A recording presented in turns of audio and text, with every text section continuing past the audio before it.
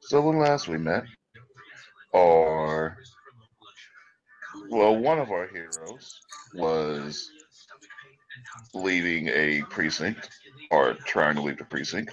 One of our heroes was sitting with her friend, getting ready for a bridge game, and one of our heroes was sitting in a hospital room, having just drank some juice left there for them, when suddenly they fell into a sleep.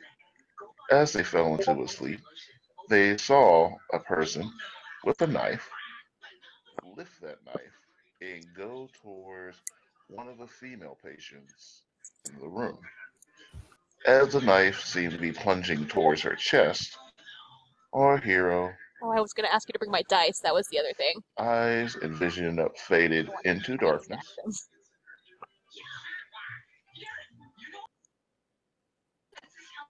them. and now he's just starting to come back into consciousness. Shit. To this side.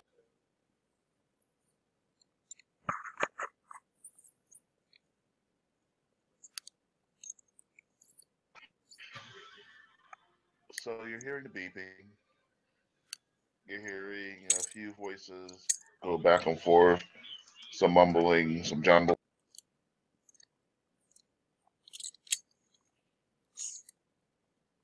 But there's still a fog over your mind. Cork fell apart. Um, I mean, first of all, Mike, your TV in the background is like super loud. Can you like change that somehow?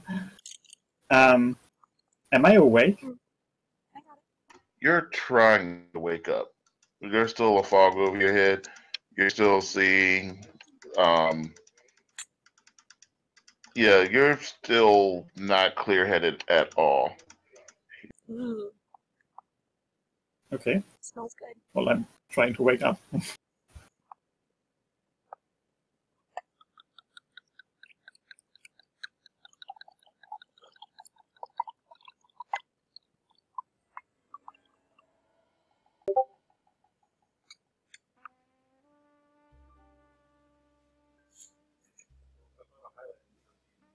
Ooh, You that's find sweet. yourself sitting at a table in an old smoky club. A woman in a red rhinestone dress, having just finished singing, walks off the stage and takes a seat at your table. You have two glasses of champagne in front of you. She takes one of the glasses with its long stem and she asks you, "So, it's been a long time, soldier. You don't know how to call a girl?"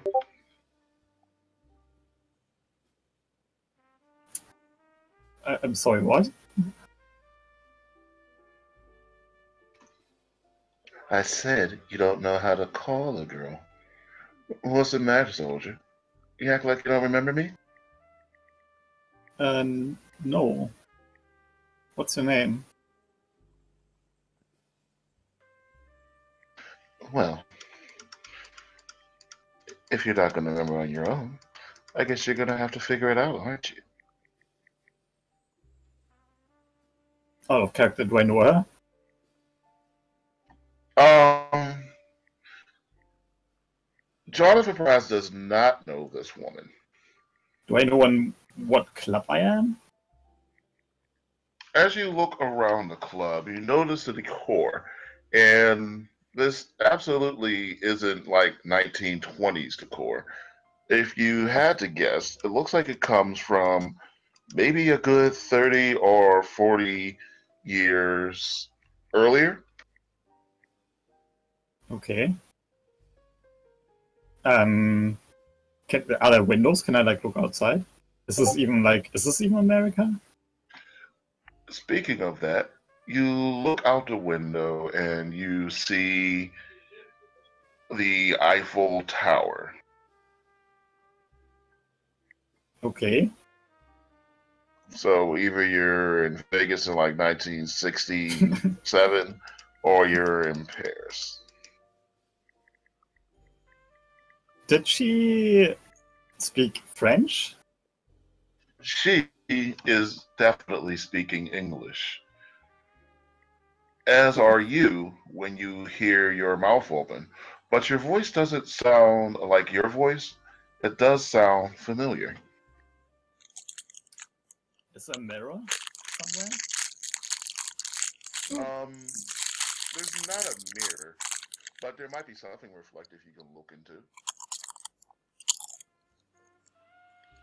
I will stand up and say, well, excuse me, please, and then I will rush to the bathroom. Okay, Mr. Prize. But don't be surprised if this prize isn't here anymore when you get back.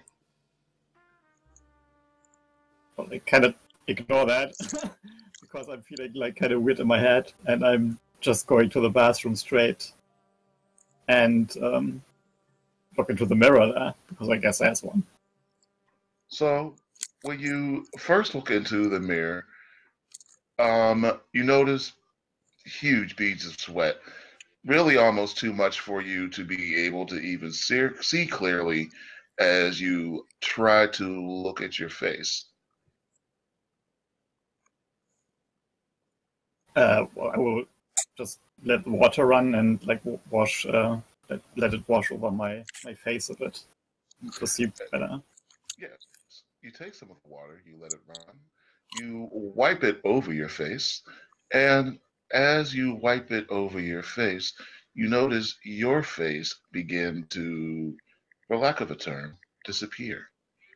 But instead of finding blood, muscle, or any type of gore, instead you see it turn into the visage of, I think at this point, probably a man in his 30s, uh, black beard with a bit of salt and pepper specks in, the same colored eyes as yours, and a little bit longer hair than you've ever seen on this person before. But you're certain you're looking into the face of your father. Okay. Well, I'm just holding my hands up to my face and just out of sheer surprise, what's going on, and I'm looking down to myself. Like, am I dressed like 40 years ago or something like that? Yes, you are. Well, our fashion has changed, but we'll say that you are wearing a a decent suit. Uh, Probably looks like a tuxedo. It's not white or gray or any real shocking color. Um, Fairly conservative, except for the tie. It's a bow tie. I don't know if you've ever learned how to tie a bow tie, but your father's is tied impeccably. Um, when you lift your arm towards it, you notice your watch. Okay. Is there something special about that watch? There's an engraving on the inside.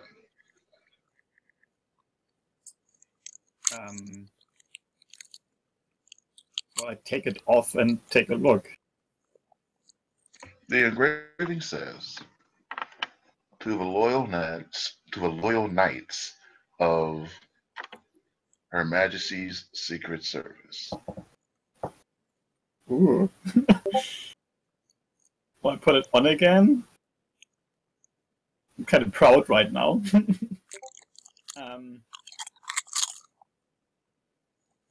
The woman that was talking to me, that was not my mother, right? That was not your mother. Okay, so I didn't kill myself here by not like having an affair with that woman. Okay. Okay. Well, I mean, that must be a dream, so I'm kind of going with it, and I'm just going in again, and, like sitting down at the table, and look around. Do I see someone familiar to me? Okay, so you're leaving the bathroom? Yeah, I want to go back to the table with glasses. All right. 12 fighting games As until someone you forgets to save. are leaving the bathroom, you notice um, two waiters pass your table. One waiter comes by and he sets down another bottle of champagne and pours a little bit into each glass. And another waiter comes by right afterwards and seems to wipe off the glasses. Okay, this is like strange, like behavior for waiter. That's up to you. Uh, I mean, if the keeper felt that he needed to mention it, chances are. yeah, but I'm like, I don't know if that's like what that's supposed to mean. Basically, like how does he wipe the glasses? Yeah. Exactly. That's an excellent question. So I would play a little bit more detail. The first waiter simply takes the champagne and pours it into the glasses.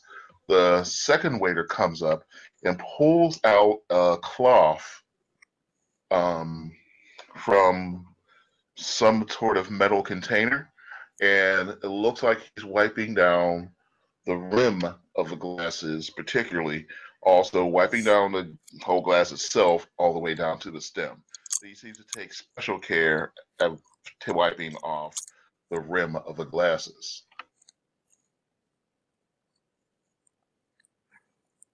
Is there some residue on the cloth that he's using? Give me a spot hidden. Do I use my character sheet for that? Yeah, we'll use your character sheet. This doesn't count for your check mark, but Yes. Okay. No. try as your best to look. Still a little bit water on my face. Yeah, so you're standing at the door. You're kind of squinting your eyes, staring at the waiter. Um, just for shits, give me a stealth. Oh, stealth. Really bad at that, I think. That's stealth. Yeah, I'm really bad at that. Yeah, the waiter Oh, looks up and close. he sees you. The waiter looks up and he sees you staring at him. Mhm.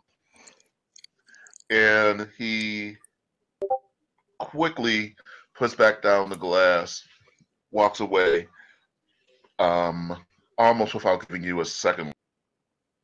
Is he walking back into the area where the staff members are working, or is he going out of the establishment?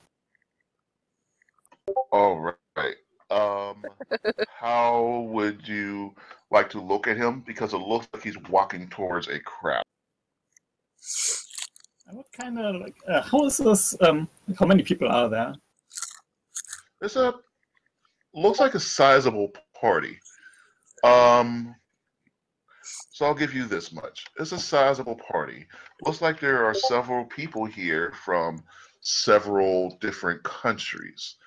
You, of course, don't necessarily know their faces, but one thing's for sure, you see a lot of old men, a lot of young men flanking them, and a lot of young women flanking them as well. But from what you can tell, the old men are wearing what have to be expensive suits, while the people flanking them seem to be trying their best to take care of the needs of whatever comes up for these older men. With the knowledge that Jonathan has, would I know why my father, like on what occasion he was at the time in Paris? Like, did I ever talk to him about that? Yeah, I was a little bit sketchy on how old is Jonathan? Um, I mean, I must be like a young boy. I must have been a young boy when he was there. Like you said, like Right, 40 right, years, right. right? So, That was the point. Is I wanted you to either be a baby to maybe 6 at most at this point in time. So there is not a lot of definite knowledge that you have on what's going on with your father here. okay, cool. So, I want to put my hands in uh, my pockets and see if there's something in there. Ah, thank you. You pull out a card. I mean, you look into your wallet. You have your ID. It has your father's name on it. It looks like you have some banknotes, and there's also a plastic card on there. Uh, it simply says MI5. So, back to the waiter problem. So, I want to maybe is there like some way where like maybe some like small stairs like somewhere like leading up so that I can like have a little bit of elevated position where I can like actually like look over the crowd? Would I be able to see him then? There is a crystal staircase. I don't want to like go completely up, but just so that I can look like over people's heads. Like not completely standing out, but just like as if I was looking for a fan, basically. Absolutely. So you make your way over towards the stairs. As you start to climb the stairs, you get a better view of the room in general and a better room of the tables. Now that you're looking down, you see that there are a good few sections of the floor. Your section happens to have 3 tables with the English flag on them. Um, Actually, I'm sorry, the United Kingdom flag, Yeah. where your particular table also has England's flag on it. Um, the UK flag has a couple of older men with some derby hats. Spread across from you are what looks like the French delegation, uh, Spanish, most of the European countries. You see probably a good 6 tables down from you are the American, Canadian, and even Mexican delegations. Across are some, South American. And the bottom line is you see a lot of flags for a lot of countries in little sections of tables. All right. Do I see the waiter? Yes, you see the waiter going past a person whose face you do recognize. It's a little bit younger, but you notice that the waiter is walking past Franz Ferdinand. Whom? Oh, that's the guy who got assassinated right before World War One. Yeah, he's kind of the one who like sparked the war. Yes, I didn't Oh expect shit, him I to remember a be- history thing. I mean, I didn't expect him to be there, so that's why I was like kind of confused. Okay. Yeah, no, you didn't expect him to be there, but he was there. Try a sip. Okay. Did you smell it? Did he have like he was just like walking by, right? He's like not in. No, actually, good point. No, you notice the same waiter pull out the same rag from the same metal container, and he wipes it on Franz Ferdinand's champagne glass before pouring him some and handing it to him. Oh, I will rush over there. And I like on the way, I want to grab a glass. Just on the way, just take one with me on the way to him. Good. Sounds good. All right. So you take a glass and you start running towards the German. Yeah, towards the German delegation. And can I reach him before he actually drinks from it? By all means, give me a luck. Luck roll. Okay. That's a hard success.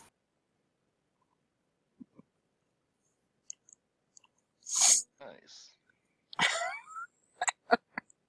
All right. So, as you are reaching for the delegate, two of his bodyguards kind of flank in front of him. However, the lady who you were speaking to before kind of marches angrily towards you. Um, and she goes to throw the glass of champagne in your face. You know, I'm tired of being ignored by you. You keep telling me all these lies about how you're going to take me out of this place. How about I take you out of my life? At which point she throws the glass of champagne at you. However, it doesn't hit you, but it does go into the eyes of the largest bodyguard. Okay. I've been trying to stay out of this, like be more like perceived as innocent by anyone around me, and I still like want to like get to the Kronprinz. Give me is it a psychology check or psychiatry check? Whichever one is higher for you. Oh, I'm so bad. Can I push this? Yes, you can. Okay. The risk, of course, Oh. is the guard gets the stuff out of it. Yeah. I failed. So the guard starts to wipe the wine from his face. When the woman looks at you, she rolls her eyes and says, do I have to take care of anything myself? Honestly, I'm sorry. That's not what you... Honestly, do I have to go and take care of everything myself? I mean, you can't trust your Brits to do anything on your own, can we? At which point she takes off her shoe and she throws it as hard as she can at one of a guard's head. Then she runs up and elbows the other one in the chin. Go! Go, Okay. you fucking punks. I take that opportunity, and I'm still trying to not just like kick it out of his hand.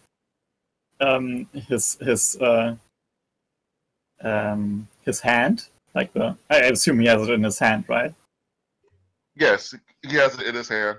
He's looking at you, mouth agape, and it looks like he's about to take this and lift it to his mouth. Well, I'm saying to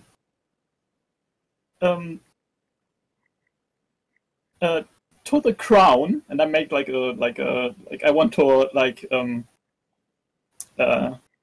how do you say that in English? Like say cheers, but you like ping it. Toast. I got you. Like you make it yeah, but you like I want to anstoßen, it's called in Germany, where you would like knock the glasses on each other, basically, right? Yeah. I got you. Okay, so you're gonna knock the glass on hard enough to ruin his drinks. Exactly, that's what I want to do. I basically want to smash his glass with mine. Okay, great. Yeah, you do that. And then I say, "Oh, I'm so sorry. I'm so sorry." And then, let me grab your new one, and then. So, I will give you this because you will need this information. So I'm not going to put it down to a dice roll. You look at the waiter as he is making his way away from the crowd. You look at him and you realize that he has one blue eye and one green eye. Mm-hmm.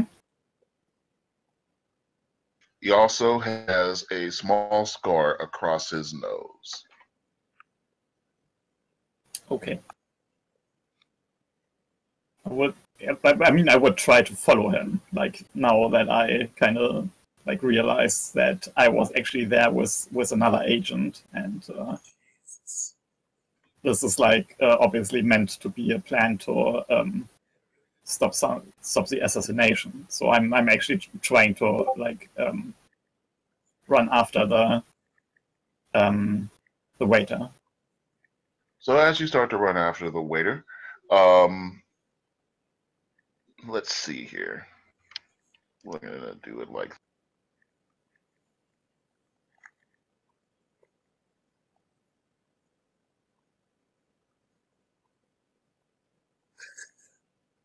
First off, give me a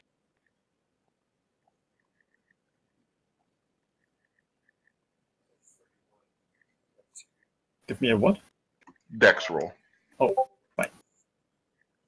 Wow. I just rolling too high all time. Oh my god. So he starts to run away from you. He stumbles in and he bumps right into one of the band people. Looks like he has a sousaphone and he kind of stumbles. Looks like you're going to have a pretty good chance to catch him, except as you're running, a person pulls out their chair and you kind of trip over them. Was this like turning into Monty Python? Yeah. Okay, I'm trying to get up and Yeah, try exactly. to keep up with it. With that said, he gets back up, and it looks like he is going to try to break into a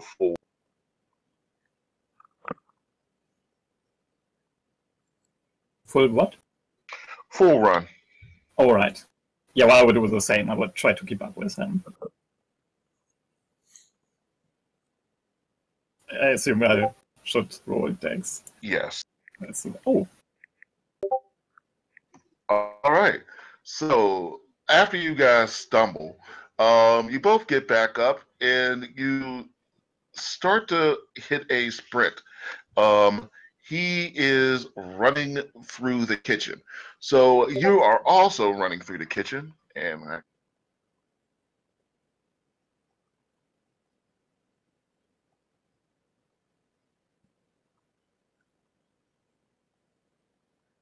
one,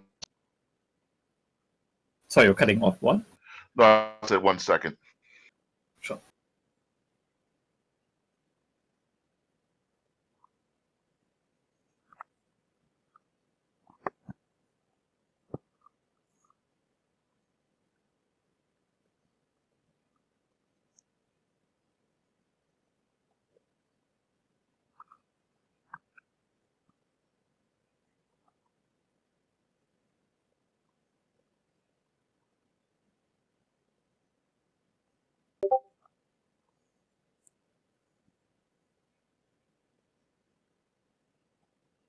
Okay, I will.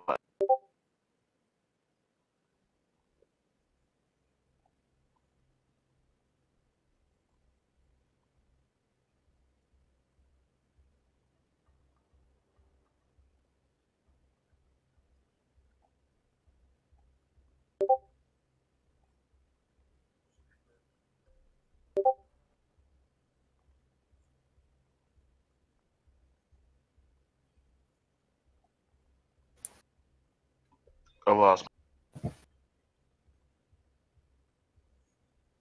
All right, so I lost my chase song, so you are now chasing him to no music. You are chasing him through the, so you're chasing him through the kitchen. Uh, First thing that happens is there's a huge rack of lamb that's getting pulled across. It's entirely hot and steamy. He goes and pulls a little raw so that he ducks past it. You, however, don't have time for a limbo crawl. You kind of bump into the guy, do a spin, and you spin around him. He's putting a little bit of distance between you. He is running, and it looks like somebody has just spilled a bowl of soup. He's going to try to jump over it.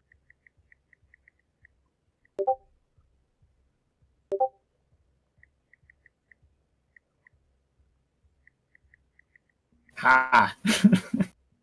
And it doesn't look like he jumps over. It looks like he's going to stumble over the guy. Unfortunately, that same bowl of soup is rolling towards you. Give me a jump. Oh no. So you don't clear it either. You end up stomping on this thing of soup. Both of you guys are on the ground, rolling on the ground. You almost grab his ankle. Give me a. Is there? Just give me a straight fighting brawl. We'll call it that. I'm really bad at that. Is my father bad at that? Right No. now, you're at the driver's seat, so unfortunately, I only have the basics. I don't have any points in that. And he is going to try to resist. Actually, he's just going to try to dodge. Well, I missed him, so he doesn't need to dodge me, I guess. That's true. Yeah. And I guess it's not. Well, okay, so he's going to try to kick you in the Shit. And he succeeds in kicking you in the face. Can I dodge that? Yeah, sure, you can try. Okay. Ooh. I'm good at dodging. So you don't quite get hit by it. You're able to duck out of a way of a full kick to the face. Damn, I'm so upset that I don't have my chase music. It's fine. Can I take a pen and hit him on his face? On his head? Yeah, sure. You can try to pick up a pen. You can use whatever your weapon will be closest enough to that is. If you have a blunt instrument. I just assume it's a kitchen and there will be probably a pan or something like that. So Yeah, but I'm saying if you have a skill like with a bat or like a nightstick or something, you would be able to use that. What is that, a whip? Sure. Let's say there's a large strand of salt water taffy. Excellent. I will use that and try to sling that around his feet and make him slip up again so that he doesn't get up. Can I try? Oh yeah, absolutely. Awesome. Oh, I failed, obviously. Because I really roll like shit. So you take the saltwater taffy, you try your best to look cool doing this, fail miserably, and you take the saltwater taffy and you try to whip it at him. Unfortunately, instead, you whip it at one of the dishwashers. This dishwasher is extremely muscular, and it looks like he doesn't like being hit in the face with taffy. Can't imagine why. What is he doing? The other guy? Oh, he's washing dishes. No, the one I was chasing. Oh, he's going to try to get up and he's running away. Well, I will get after him as fast as I can. Hopefully that also leads me away from the dishwater. Yeah, he looks like he is not doing that well at that run. The dishwasher, however, is going to take a... Okay.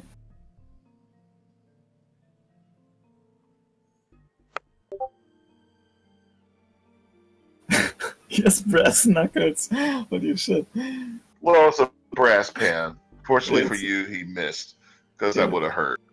Can I just do my dexterity and try to get after that guy? Yes, absolutely. That guy stumbled while he was running away. Oh my god. Oh.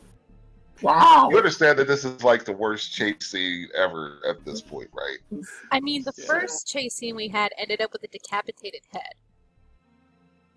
No, that was not my chase scene. That was... Oh my god. All right. So both of you guys are running. You're running. Looks like he's gonna go and bash his way out the door. You're getting a little bit closer to him. Okay, so you are now standing in a parking lot. There's not a lot of cars on the road, but there are cars on the road. It looks like it's roughly nighttime. There's a mixture of gas light and electric lights. You can still see you're in a pretty fancy place. There are people singing, and it looks like, if you can tell now, people celebrating the New Year. Are getting ready to celebrate the New Year. No, you cannot make out what year it is. Yeah. Where is he running? Oh, he is running towards. What's the what? He is running towards a vehicle. So you see him. He looks like he sees a good old Ford Model T, and he is running towards said Ford Model T. He punches the guy who had the keys for it, picks him up, and he is revving the vehicle up as we speak. Well, is the car already open? Like, does he only have to like get in and drive away? He's having some trouble starting it up. Let's just say that he has to go. Let's say it's going to be one of those cars where he has to go to the front and crank it a little. Okay. Well, I will like try to tackle him while he's like doing that. Just to the ground. All right. So he goes to the car. He's cranking his car. He's looking at you. He hops back in his car and he tries to get the thing started. It goes.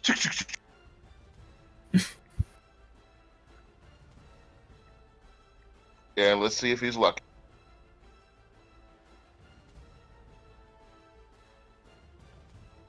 Oh, damn it. All right, so it looks like he does get the car started. Oh, I'm gonna need you to dodge the hell out of this Okay. because he is pulling off while you are still holding on to. Do I have the chance to just jump into the car while he's doing that? Sure. What do you want to do for that? Do you want to do jump or do you want to do dexterity? Dexterity. All right, I'll let you have it. It's a hard success. Good job. Okay, so now that both of you are sitting inside this car, this chase has just gotten a little bit more exciting as he's going to try to.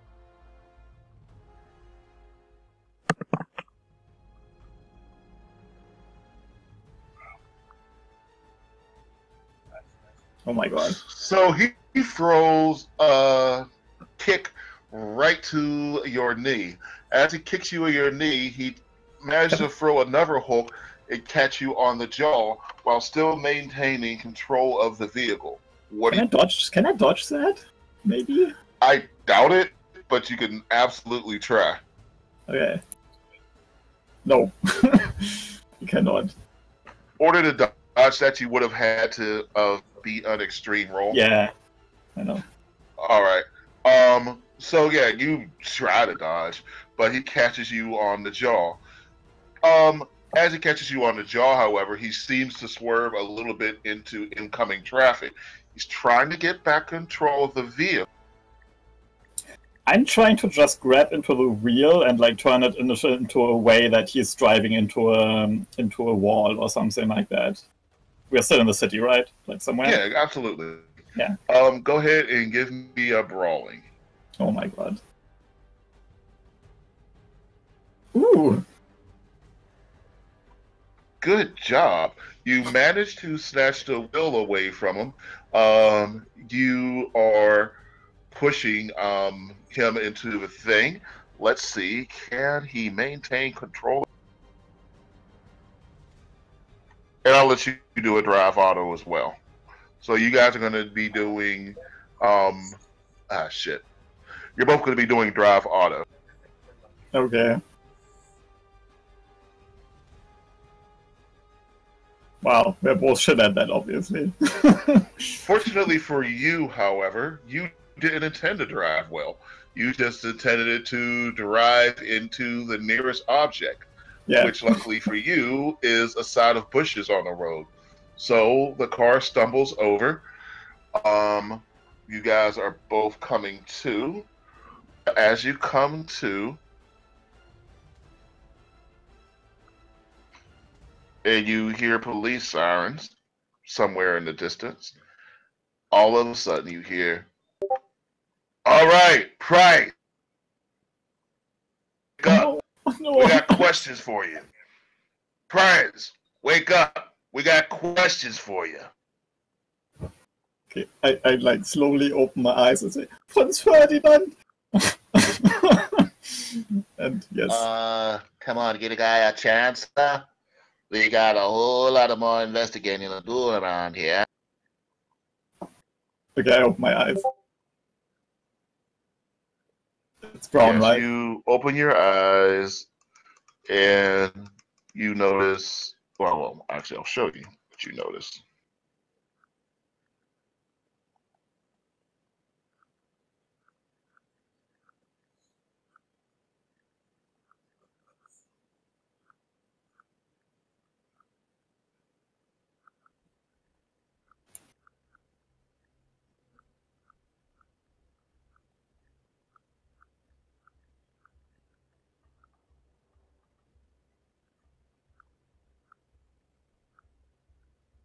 Oh my. Okay. What? So you open your eyes, you see that there is police and caution tape boarding off an area where you thought you last saw um, somebody going towards a knife with a person. You also notice that there are two police officers who you've met these guys, right? Yeah, it's Brown and the other, I don't remember the other's name, Yeah, but yeah. Brown and Stone. Okay. I knew that, I knew that Mavis and Dorothy had met him, and I know that Doyle had met them. I wasn't sure if you had. We met them when You know- we crashed the car, like when we shot the other car down. Okay, cool. You notice that there's a sheet that seems to have a blood stain on it. At the bottom of the sheet, you can kind of make out 2 feet. The two orderlies that were watching you seem to be trying to recover as they sit back to back next to each other. And you also see that your bottle and its remnants are spilled kind of right next to your bed. Yeah, I'm trying to just get my senses back. And that probably takes me a little bit of time. Also, coming from that dream back into this, yeah, it's pretty hard, I guess. So I'm trying. I'm looking over and I'm saying, oh, well, what happened here? All right. So here's what I'm thinking. Somebody comes in here with a knife, manages to stab the girl, but somehow never gets the hell out of here before anybody notices. But where the hell? Where the hell's that knife at? Do I think a weapon's still around here? Well, I remember that as at least there was a dagger below my pillow. Is there still a dagger below my pillow? I just Okay, so you are searching for the dagger beneath your pillow? No. I'm having do I feel that below my pillow just by having my head lying on that thing? The pillow's thick enough where you would actually have to feel for the dagger underneath the pillow. Ritzy Hospital. Well, your daughter gave him a nicer pillow. She doubled you up. Well, so you are going to have to give me a sleight of hand. No, Okay, now try it. Openly dig under the pillow. No, I don't even want to do that. I want to say. Well, Wait, I'm sorry. my- Before you do that, Pretty good? idea check. You realize that It's very sweet. even though you could have sworn you heard one of the detectives asking you a question, these two detectives are paying you no attention right now, Like a glass? and they're deep in their investigation. And you're starting to believe Sure. that they weren't talking to you when somebody Okay. said, "Prize, we have some questions for you." Hmm? You're now believing that Oh. was in fact part of a dream. And I'm Oh, also okay. not Well, trying then I to will set stop Connor up to have talking sex and with. just as long as they don't even I'm also not try trying to to get look him at drunk me, so I then can I will sex just him. check my bed because there's no way that they can see that. Now, if you are going to check your bed, I do need a sleight of hand. Yes. Unless I will. you are just openly doing it. No. I failed. As expected. All right. Now I don't remember if I gave them stats for this. I know I should have. I mean, I would only do that as long as they don't like look at me, right? Mm-hmm. And I would not like throw away my pillow and then like see if that's below that. I would just like slide my hand down and like see if there's something. Oof. Maybe your luck rolls are good. Should I make a luck roll? Nah, it looks like you got pretty well on your luck roll considering what his spot hidden is. Oh yeah, that's true. So is a knife still there? The knife is, you do feel a handle from what you're able to grab. You do still seem to feel the handle of the knife. Is there anything you'd like to do? No, I want to like leave it there for now.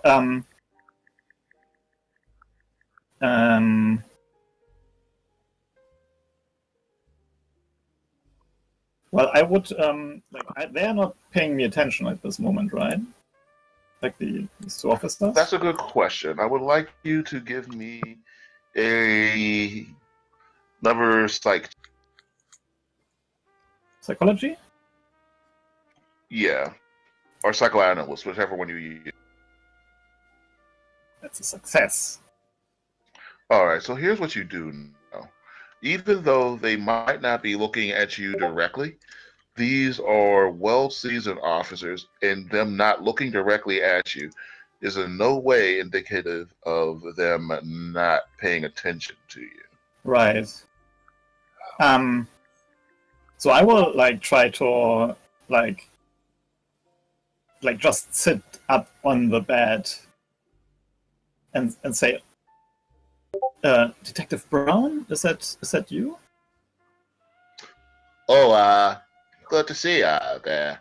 Okay, and at this point, Detective Brown's voice is changing away from that Kennedy voice, and his voice is now going to be a monotone, cool voice.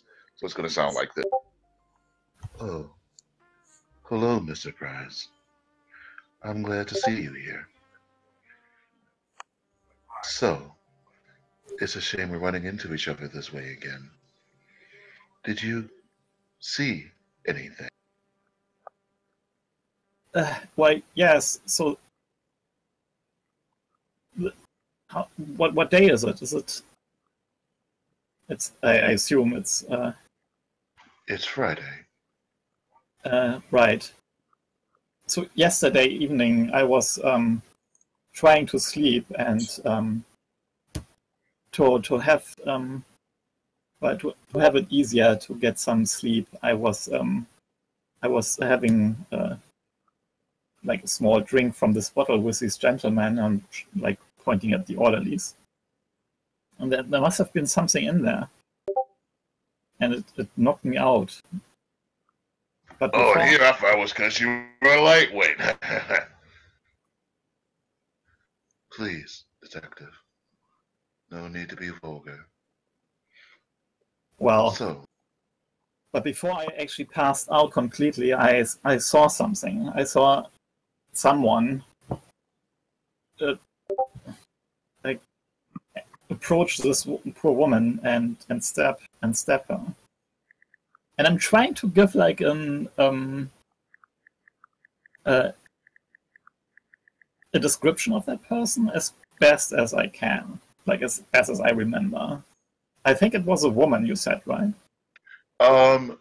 what you saw was a person with a knife, kind Right. of shrouded in darkness, going towards the bed of a female patient. I won't say 100% that you saw her, but you saw the bed of a female patient. Okay, then I will say I saw someone approaching that bed, yeah, and he had, or she, I don't know, had a dagger in his or her hand. So I'm sorry, I can't help you more out here. Yeah, unfortunately, it doesn't even help saying it was a patient, because the patient in that bed is missing. And this, How much blood is there actually? I mean, I'm seeing the pentagram, right? yes. And there is enough blood that is pulling by and beginning at your bed that trails over to the pentagram painting. The detective says, "You might see her walking over to a patient's bed, Doc, but this So you're cutting off what?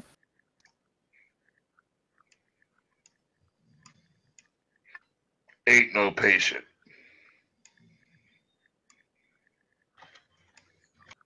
Oh, it's like who got stabbed here? Like her? Exactly. Okay, and the pentagram is like above her, or is that the pentagram is next to her, or like how big is that actually? It is exactly how big you think it is. It is a large circle that is encompassing all three of those hospital beds. With my arcane occult knowledge, do I know anything about like this kind of like maybe sacrifice ritual or something like Let's go ahead and that? give it a roll first. Let's see what we pick up on that roll first.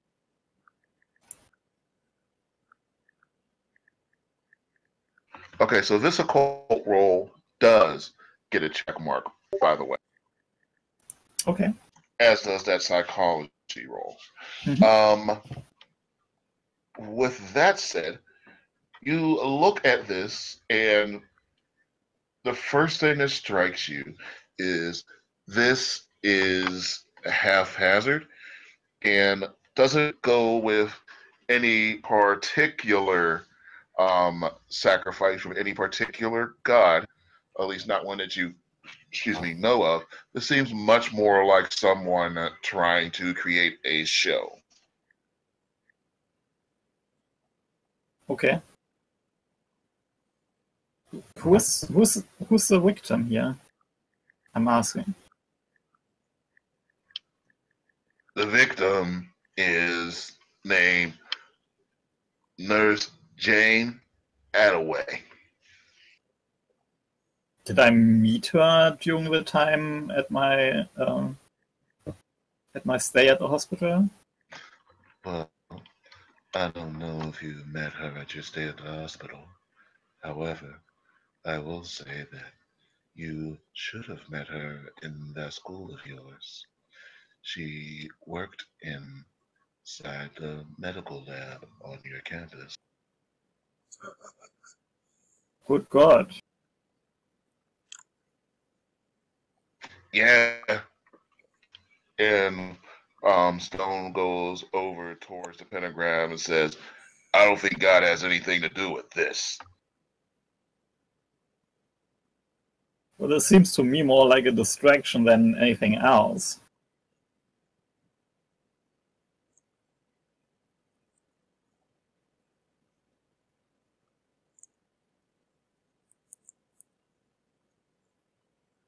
From the Detective Brown eyes you for a moment. You can almost see a slight smile on his otherwise expressionless face. And he says, "You believe this to be a distraction? You don't think this has genuine meaning, Professor?" well, it seems odd to me that this is. I mean, I have some background knowledge in the occult, and this is something that seems more like someone trying to distract from the deed itself. I see. So, Professor, if it was used, how would you have made this pentagram if you was going to be the way it was supposed to? Well, first of all, the lines shouldn't be disturbed.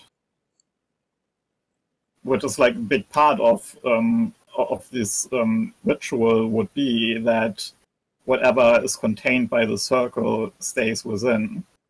And having the lines rush through this room and being crossed by all these beds seems to be very suspicious.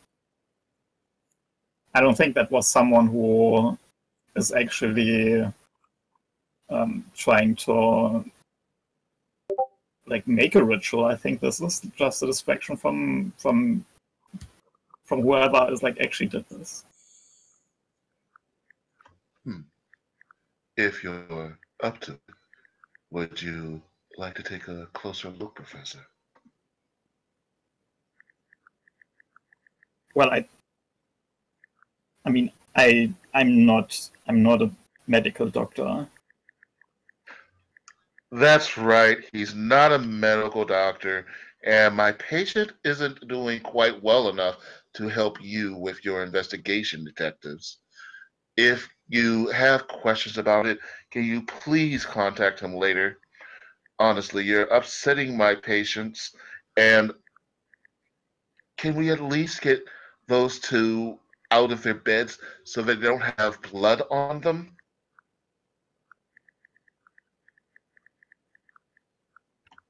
Like while she's saying that, I'm crawling back into my bed. It's like, well, I'm sorry, nurse. What was her name again? Mary? Yeah. Yeah, I'm sorry, Nurse Mary. I'm climbing bed like a little boy into bed.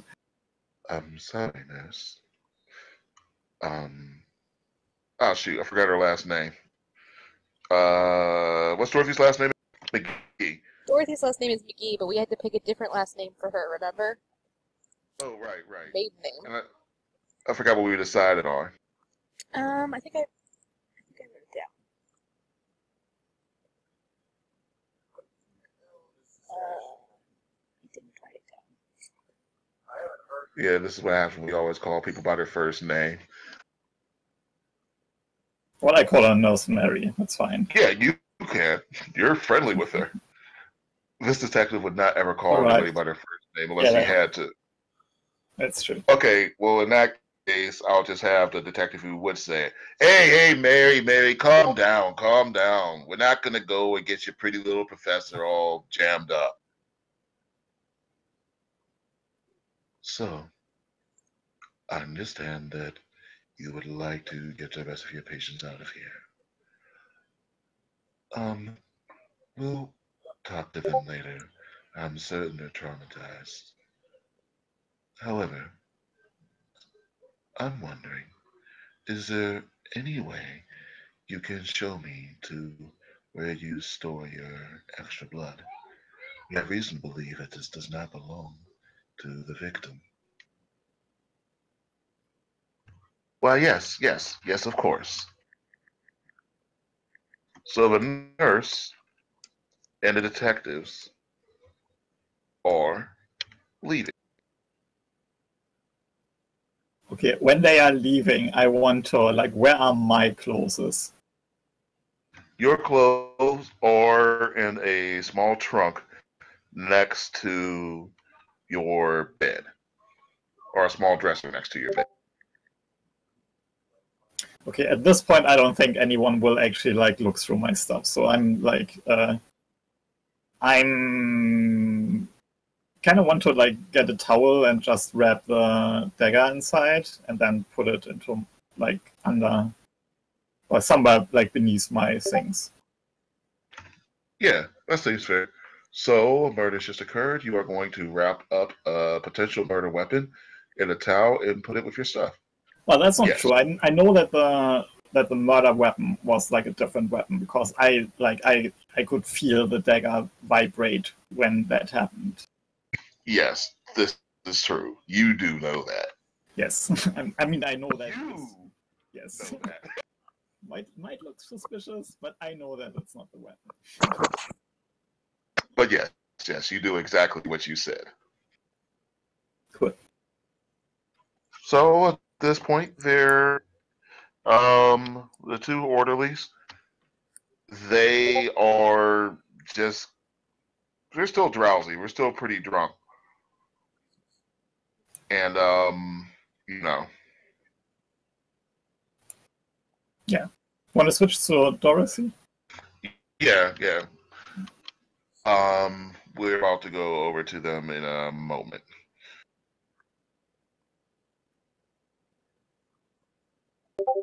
So you are in the room by yourself.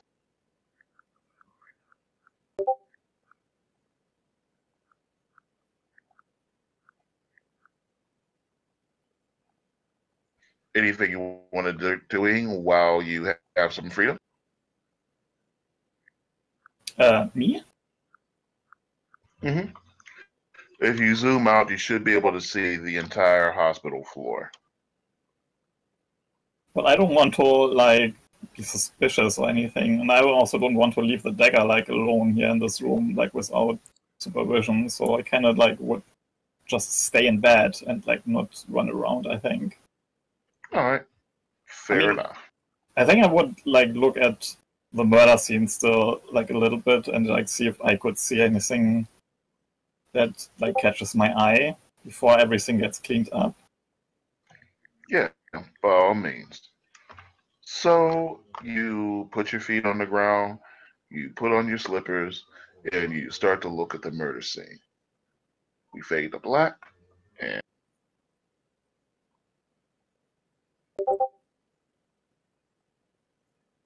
so it is our bridge game. We've actually just finished bridge, and Mr. Corbett is sitting in front of the table. I think you guys are working on dessert.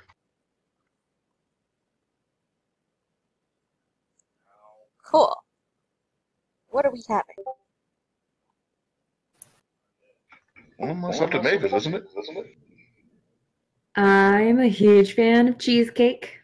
Ooh. So she'll have made cheesecake with the special strawberries that she got from one of Mavis's, or Dorothy's.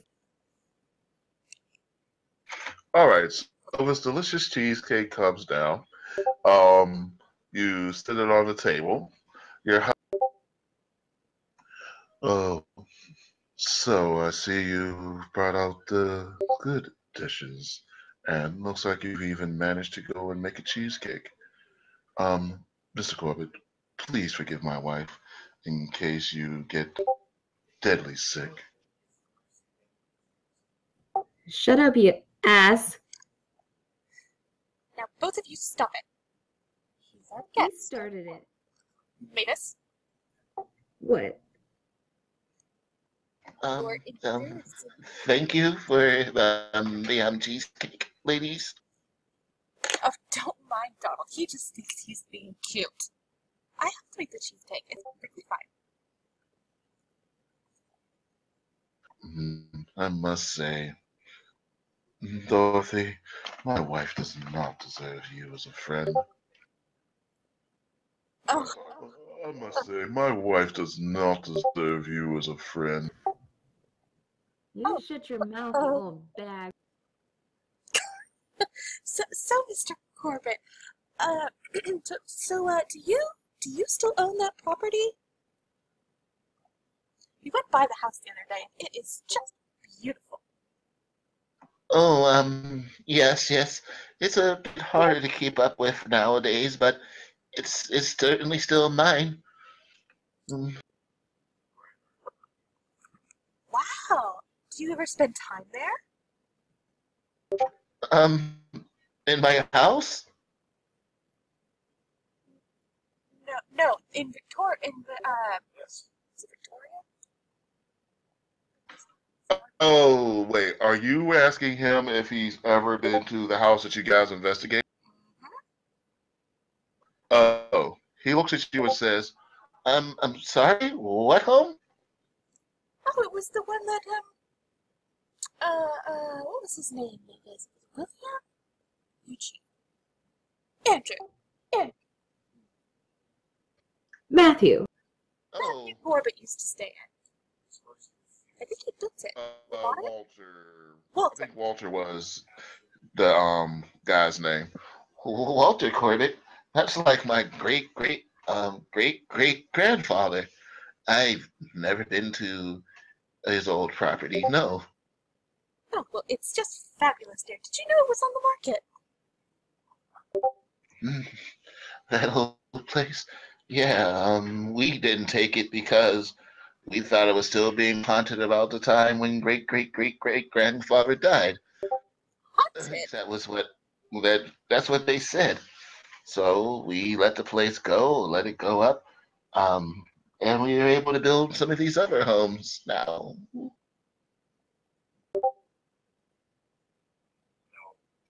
Why were you there? Oh, well, I'm just such a huge fan of your sister's work, and when I heard that your family had a house in the area, I just had to check it out.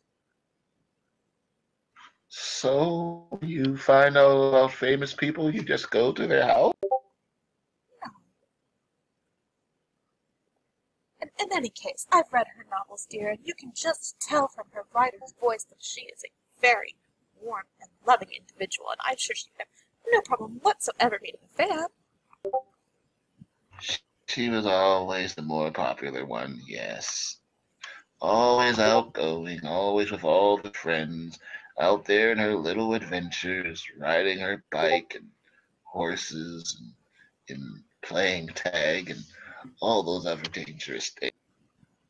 Yes, it can be hard when you have to stay home, isn't it? No, home is where the heart is and where the safety is and where peace is. Nothing outside of home but death. But what? Did you say death? Oh, did you know that there are 1,000 ways to die every time you leave your house? Those crazy airplanes people keep hopping up in and going from one country to another, boats capsizing, those damn car loader cars burning up and flipping up and turning into fires. Oh, well, Getting bit by mountain lions. Well, you know, dear, statistically, you're much more likely to die inside your own home than anywhere else. Yes, but there at least it's just going to be a heart attack, or maybe the rats might nibble on you. Oh, I don't know. Oh, dear, Everything that is sounds so so sad and lonely. You should come by my library. It's a very nice library. Yes, and all of the shelves are firmly affixed to the walls. How firmly? Oh, quite. Eustace was very concerned about that. We have children who come in sometimes, you know, and when our kids were growing up, sometimes they tried to climb those shelves, so they're quite in there. Countersunk screws. He almost vomits at the word children, but he keeps it together. Are you okay? Oh. This cheesecake is quite fabulous. I'm glad you like it. Hmm. Let's see.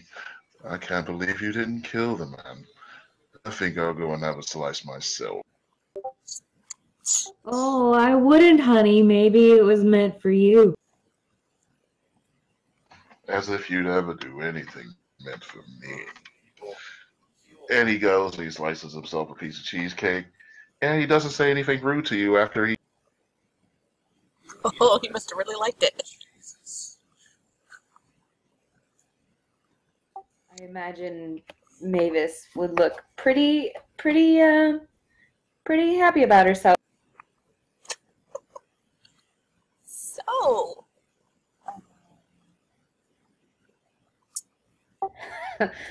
Okay, so are we? So we're finishing dessert. So it's like the tail end of the bridge. Do we have a winner? Yeah, you. Sure. Your team, whoever was team of Corbett, won. that was Donald. Oh. Yeah. Oh shit. Well, we know what that's like then. Well, I assume you ladies won't be wanting round 2 of bridge. I imagine you cheated. I imagine you forgot how to count. That may be so, but I still think he cheated. He did not cheat. Mr. Corbett would never do such a thing. Isn't that right? I don't really. No, I don't think I cheated. I played the rules like you said, miss. Yes, yes, yes. Don't pay them any mind. So, before we call it an evening, I propose one last game. Charades. Charades. Sure. Oh, that sounds lovely. I'm not good with waving my hands around very much, ma'am.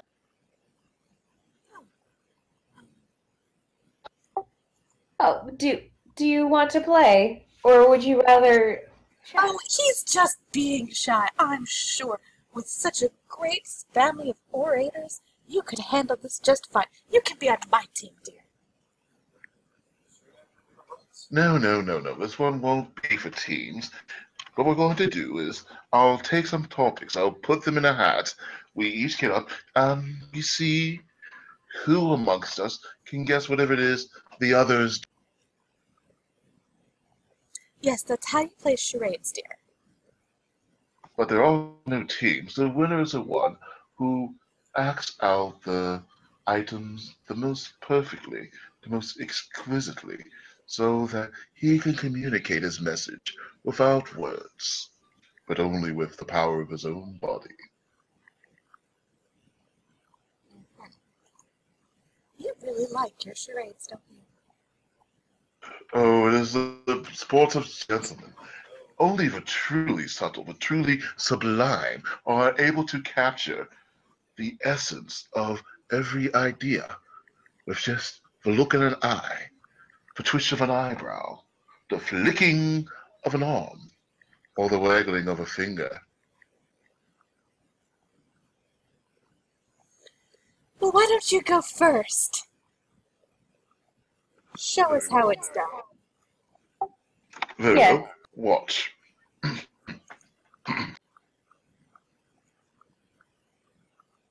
So you go through the night playing charades for a little while. At some point, gosh, who wins? Clearly Dorothy. She would totally win. All right, Dorothy, pick a number between 1 and 4. 4. Including 1 and 4. Okay, you pick 4. Mavis, go ahead and pick a number that's not 4. Between 1 and what? Well, I guess between 1 and 3, since Dorothy took 4. Oh, well, 2. All right, cool. In that case, Mr. Corbett will be number 3, and of course, Donald will be number 1. And the winner is.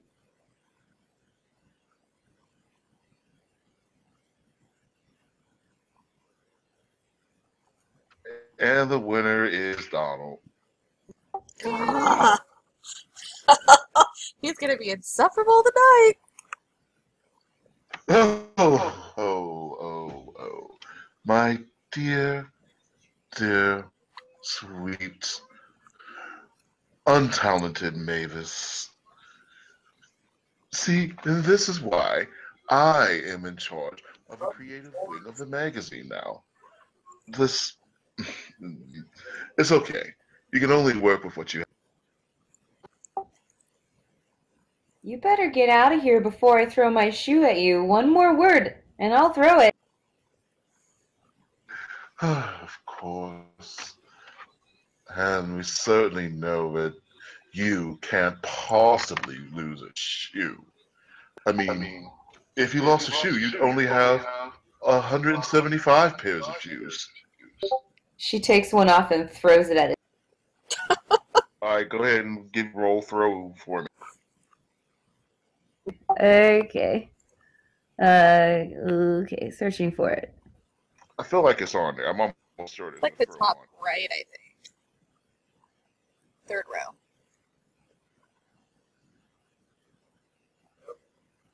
Yeah, he just catches the shoe casually. No. No, that's not how you do it, Mavis. Here, let me show you. Oh, I hand her my other shoe. What did I do? I hate the white buttons. Okay, well, still, that would still been a fail. So he catches the other shoe and says, "Ah, quite good, ladies. I'm going to retire upstairs for the moment. Mr. Corbett, it was a pleasure. Would you like me to walk you back home?"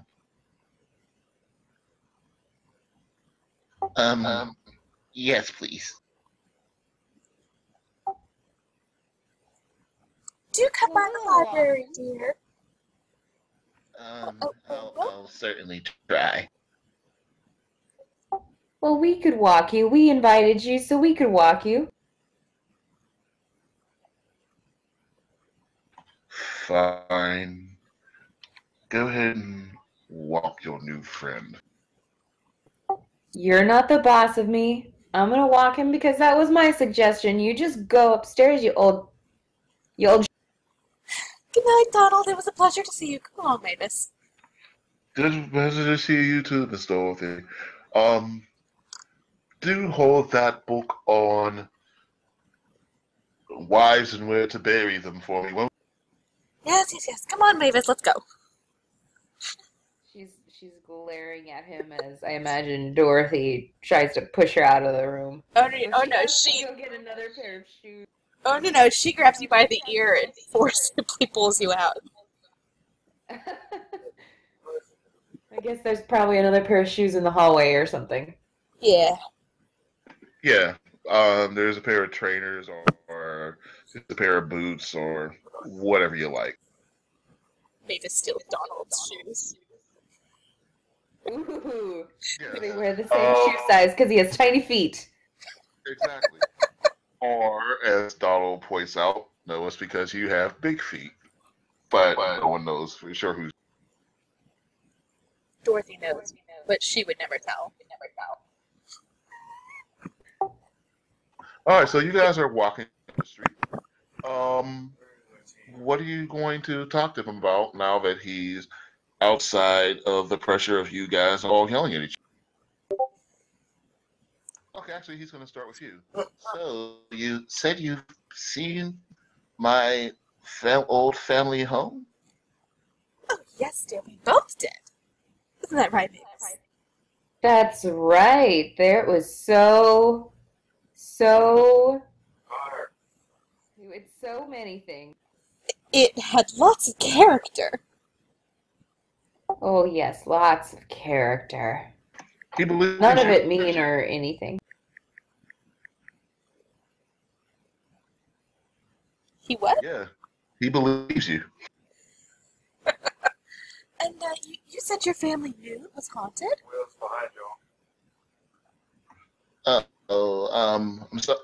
Repeat that, please. You said your family knew it was haunted back then? I'm so curious. Did you know who it was that was haunting it? Oh, no. I mean, obviously, it wasn't haunted. No such thing as ghosts or other. Oh, no, that's not true. Ghosts exist. What? Oh, yes. Sometimes my husband Eustace visits me. I can tell I feel the warmth of his presence.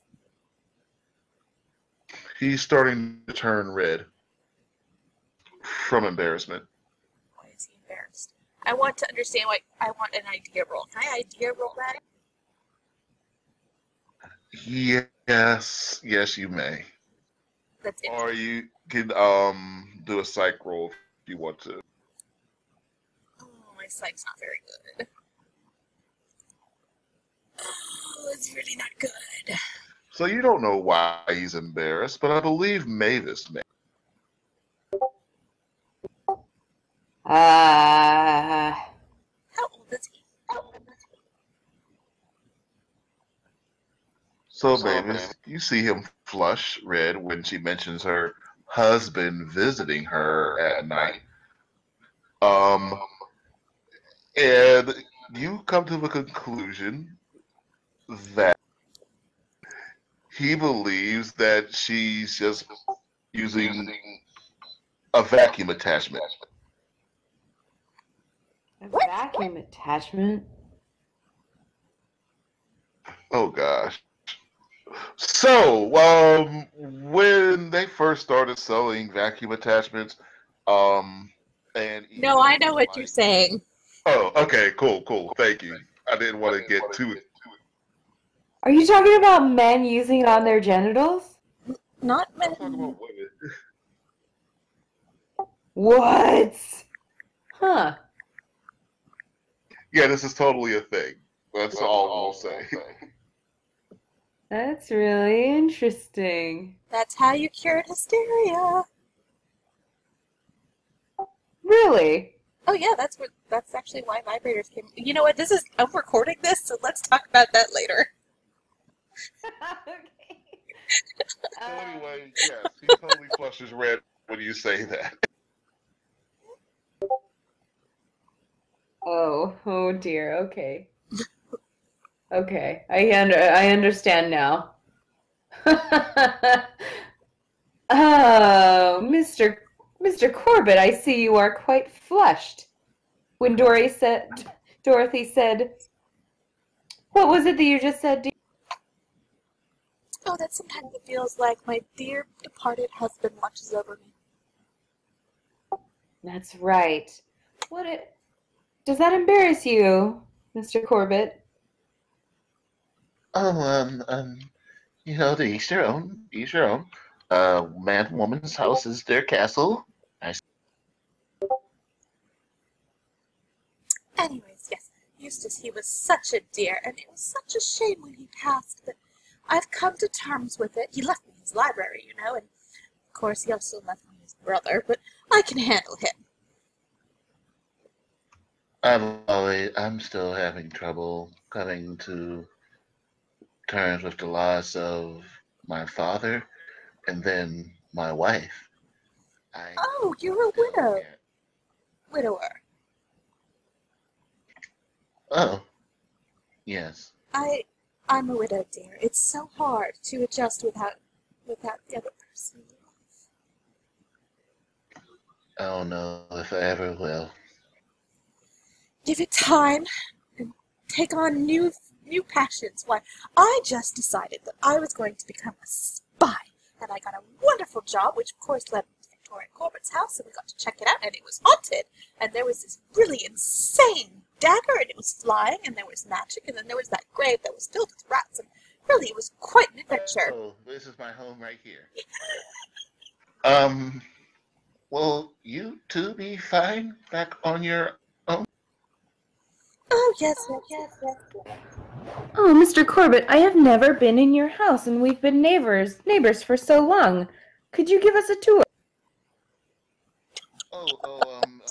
The hour it's far too late. I'm sorry, madam. I believe I had a bit too much of your scotch. It's Oh, it's not my scotch. It's fine. You can have as much scotch as you like. He's running away. Let's not harass the man. Let's go see Jonathan. So he does go run into his door. You hear several deadbolts go off. When you look at his house, you notice that the windows look to be completely closed and sealed. You can't see past the curtains. You can't see any way, shape, or form inside of his house at all. Um, Everything is sealed. It's as if he is trying to really hide from the world while he's inside of his home. What is he afraid? Okay, can I look to see? I think that Dorothy. What about a psychoanalysis? No, I think Dorothy has decided that this is an excellent test of her spy skills. She's going to learn. She wants to go and see if she can break in at some point. Oh, okay. We will be able to try that. First, we're going to let Mavis do her psycho skill. Yes.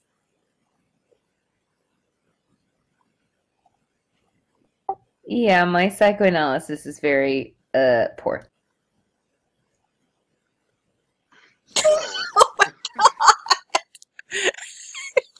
it is. Yeah. You're not a doctor. You didn't study, and even though he's probably scared shitless, you're not sure why. Matter of fact, worse, you think it makes perfect sense for him to run into his house. He did have an awful lot of what did he say? Whiskey, rum, Plus, Yeah. there, scotch, right? He plus did have there, an awful lot of scotch after all. plus Probably there, some wa- tea. plus there was all that exposure to Donald. And he's the worst. So, Dorothy, you're going to try to break into his home now, or are you just remembering it for later? Oh no, she's gonna come back in the dark of night. Okay. It is nighttime now, by the way. Well, yeah, but but he's expecting. Like 20 minutes. Yeah, she sits down and it comes back in 10 minutes. Technically, it is probably 10 p.m. on Thursday, so we're going to say it's about 8 hours before what happened with. Okay, well then, yeah, what the hell? Fuck it, let's try and break in. Yeah. Mavis, dear, I think that this house is a wonderful test of our new skills. Let's see if we can get in. Oh yes, yes. You pick the lock or whatever you do. I'll be the look. No, go into the side alley, and I need you to meow so you can distract him. Oh, wow. Uh-oh. Okay. How? Do I go talk to him again? No, you need to go make sounds like you're an alley cat or something. Get him to the other side of the house so he doesn't hear me tinkering at the lock. Oh, yeah. Okay. Totally. I can absolutely do that. Right on it. And she disappears behind the side of the house. And you start to hear really, really low at first cat sounds like meow. Okay, hold on a moment.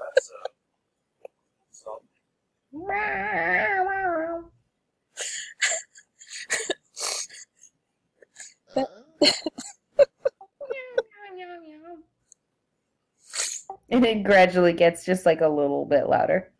All right, hold on a second. I don't know if there's a move for Oh, here cat it is. sounds.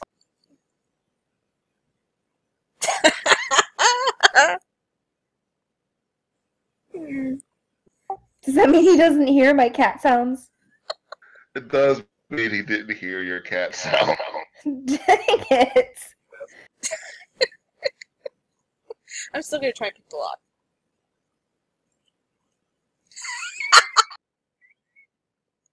Nice. Oh my god! Okay. Ah. That'll do.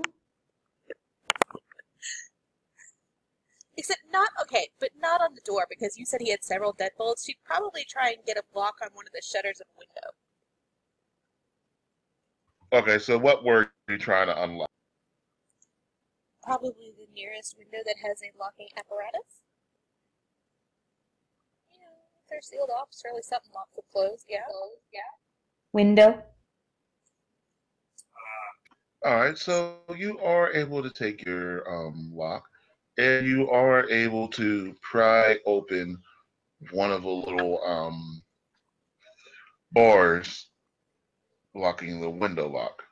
Looks like you are going to have some success in starting to open this window. Give me a stealth roll. Oh, I'm not good at that.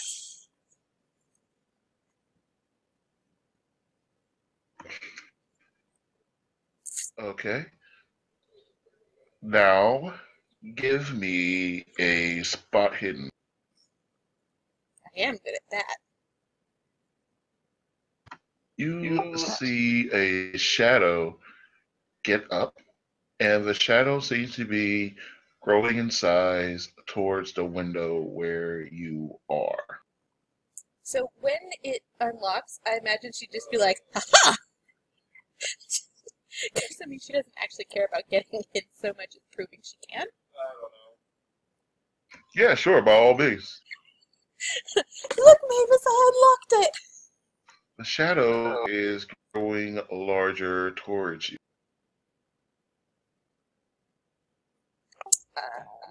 Mavis comes around from the side of the house, Oh. having heard Dorothy yell success. And I think I would push aside the bar / whatever to peek inside. Who is that? Is it him? It's gotta be him. As you look into the window, you see the shocked expression, wide-eyed expression of Bernard Corbett staring back at you. Oh, sorry to bother, dear. I just had to see if I could. You had to see if you could move the locks of my window? Yes, dear, you really should try and change those out if you want to keep people out. Ta-ta, dear. Bye. What the? You can't just break into people's homes. Oh, but I didn't, dear. I stayed outside. You have to fix this. Oh, okay. Is that a mechanical repair or a locksmith again? Okay, so actually, you were trying to talk him out of saying anything at all, right? Yeah, probably. Yeah, I completely forgot about fast talk. So So persuade? it's gonna be a fast. No, no, no, no. This is definitely fast talk. Oh, I'm not good at that. I'm really not good at that. Whoa. Well, 95. So I mean, the good news is, even if you were good at it, you would have failed that anyway. Um, so yes, I would like to see a mechanical repair, or you can roll me credit rating. they both suck, but I'm pretty poor, so I'm gonna go with repair. Wait, isn't Mavis good at this? Mavis, can you fix this? Oh, yes, of course. Yep. Yep. You know, I might need to fix it from the inside. No, no, no. If you're not coming in, you'll fix it from out there, or you'll just give me the money so I can repair it myself. But dear, We don't can't you want us to make sure it really works? We need to test it. I want to persuade him to let us in. That's right. He's pretty pissed. He is not looking to listen to letting him in. But you may try to persuade him. How are you persuading? Or by telling him that the only way to properly test that the lock has been repaired is, of course, to put it under appropriate strain, and you have to do that from all angles. Roll me persuasion. He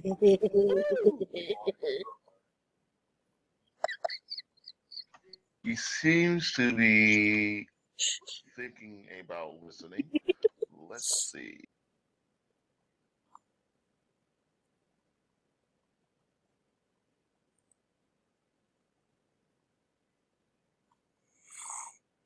So he considers it for a moment. He says, how are you going to fix it? What are you going to do? Mavis? I am going to ask him if he has a screwdriver and some pliers, and that's what I'll need to bend some pieces back into place. and latch it. Okay, that's fine. I'll see you in the morning. I'll just put up this metal right now for the night to go to sleep with. In the morning, you can come by and try to do your repairs. I really need to go to sleep now. Okay. Okay, we'll see you in the morning, dear. I'll bring breakfast. No, no, no. Mavis comes alone. Oh, well, dear. I mean, Dorothy does have to give you directions to her library still. We'll do that tomorrow. It'll be fine. Good night. She leaves. And waves like a queen. Yeah, he locks more doors. Poor guy. All right. So as you are walking away, both of you guys give me a listen.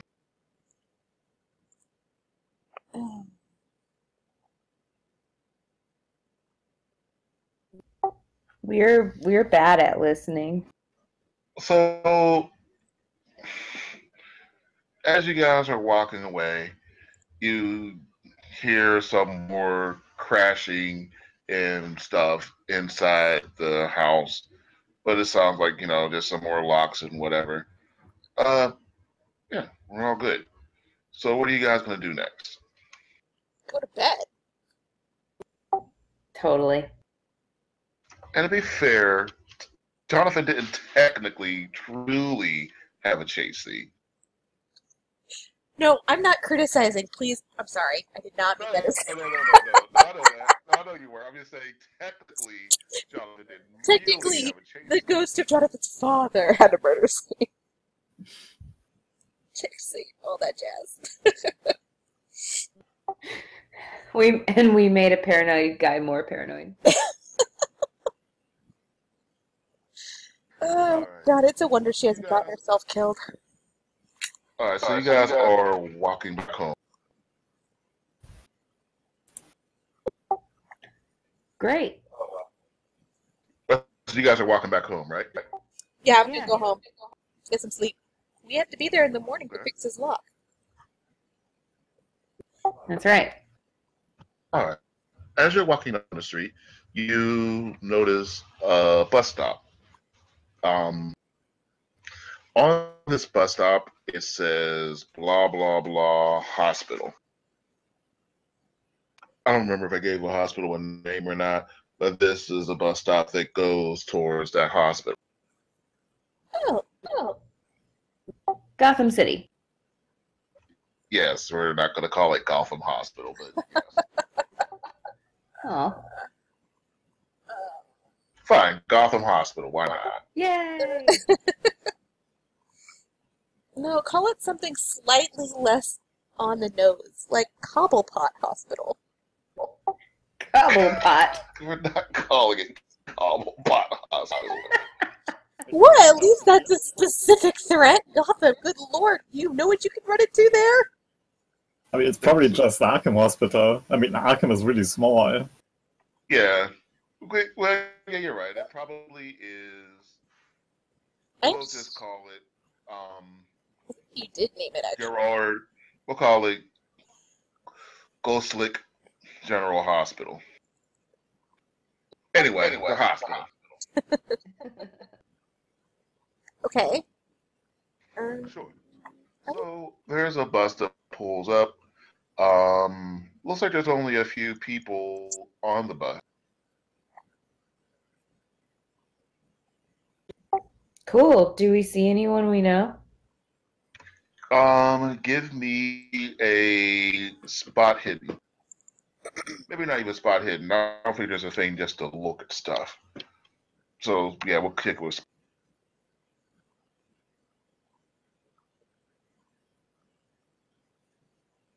Cool, make sure you put a check mark for that one.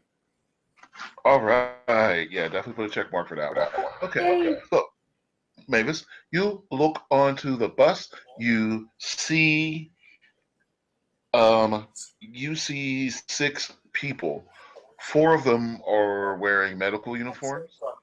One of them looks to be like a medical student, and there's another person who's wearing a brown raincoat with a hood.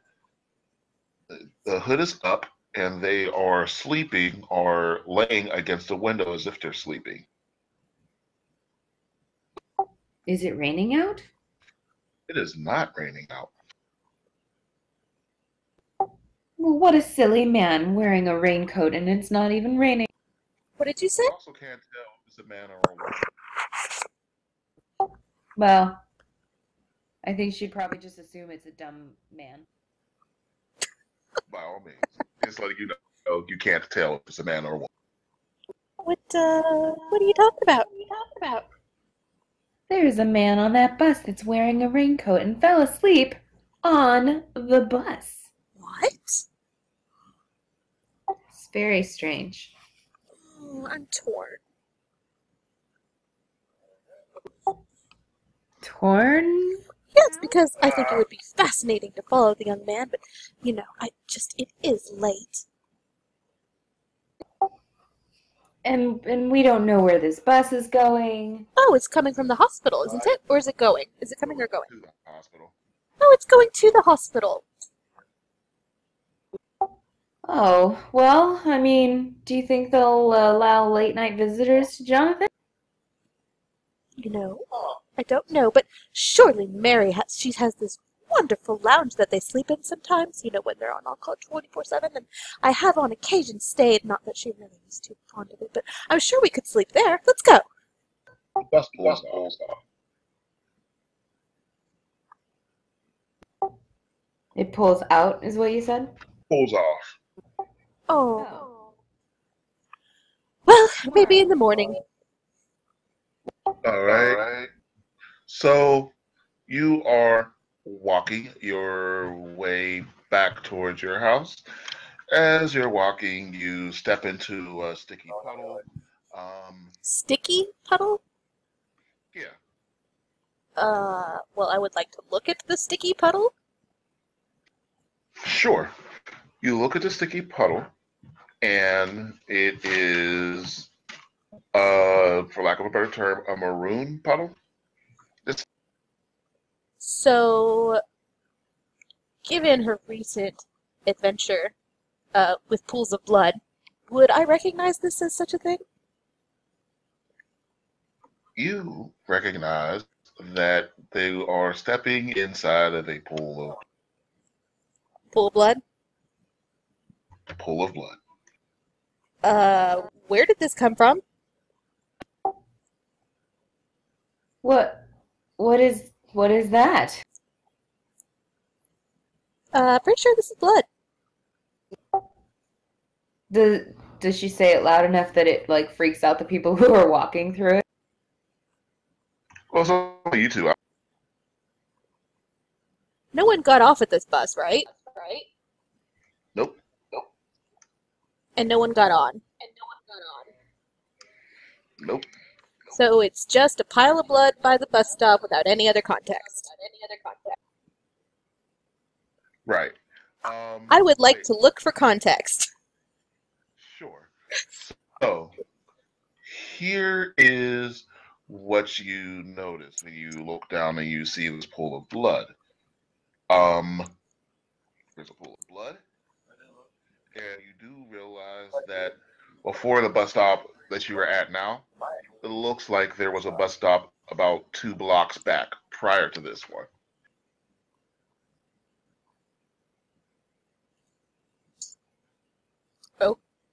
Okay, so we can go catch the bus. No, the bus is going the opposite direction. So if a bus is going south, the previous bus stop before the one you're at now would be north 2 blocks. The bus is going south. Okay. I feel like Dorothy would be tired. She's old. She would need some sleep to process. Should we call the police? How do you feel about this pool of blood? Well, she would think we should call the police. We can't just leave it here if we know that this is blood. Maybe someone had an accident.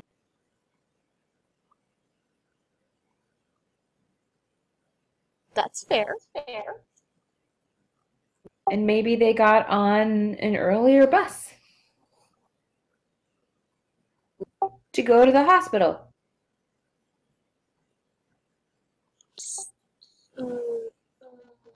So, let's go home and call the police? Sure. Yes, let's do that. That seems like the right thing to do. Got any change? Ah! I don't know, do I have any change? I'm pretty poor. Should I do a credit roll?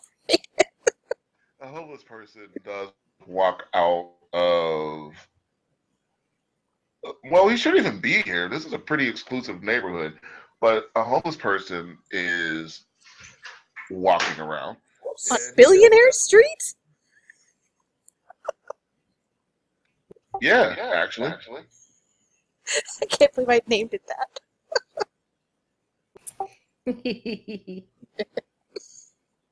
Millionaires row at this point. There aren't that many billionaires, but yes. There's a homeless. Oh, are you okay, dear? Mavis, not Mavis. Mavis, you don't know who the hell the smelly homeless guy is.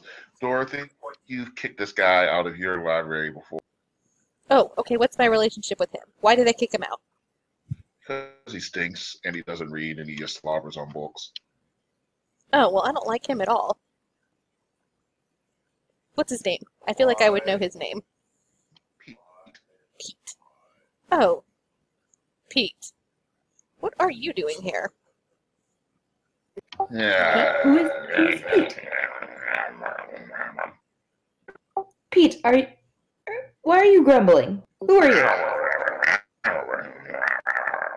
Dorothy, do you know him?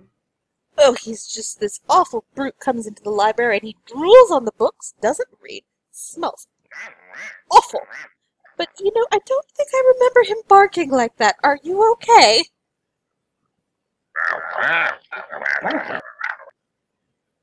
Maybe Can he's I trying to mimic the cat sounds that do I made it? earlier. Can I do a first aid check?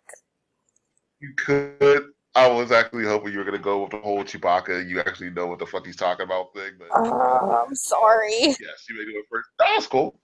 You may do a first aid. Okay. Alright. All right, so you look him over. It looks like he has a few cuts and bruises. Most importantly, you notice that he seems to have some defensive wounds on the palms of his hand. Oh my goodness. Are you okay? Honey, dear, let's take him to the hospital. Come along. No hospitals. Oh, okay. Come with me back to the library. I'll call my daughter, Mary. She's a nurse. She can take care of you. Oh, no. Yes. No, I'll be fine. He'll blame me. No, go away. For what? He is running away from you. Following after something like that is how you break a hip. It's up to you. Fuck it, she broke into a window. She's feeling daring tonight. Okay, so you are now chasing a bleeding homeless man down the street in the middle of the night. Apparently, yes. Okay. Spies have very exciting lives.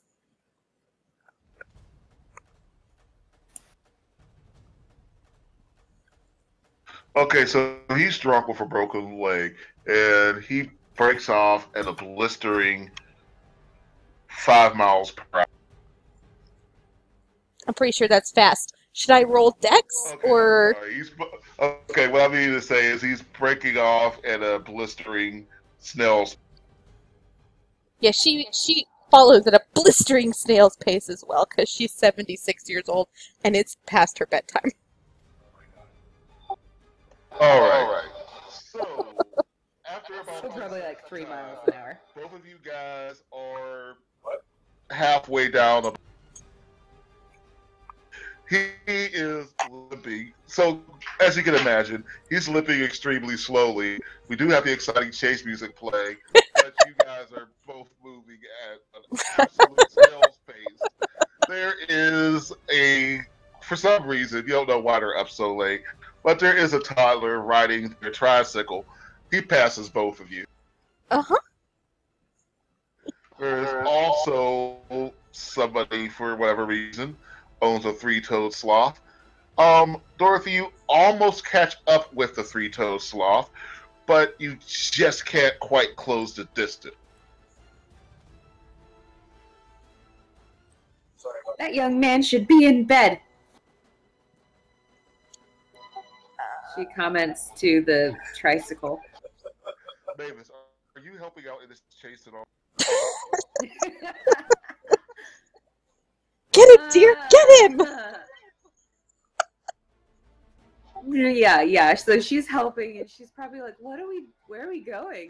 She's just Give like me a keeping dex up roll, like okay. normal, but Dorothy is like on a mission and maybe not replying to her. Good lord. All right, go ahead and give me a dex roll.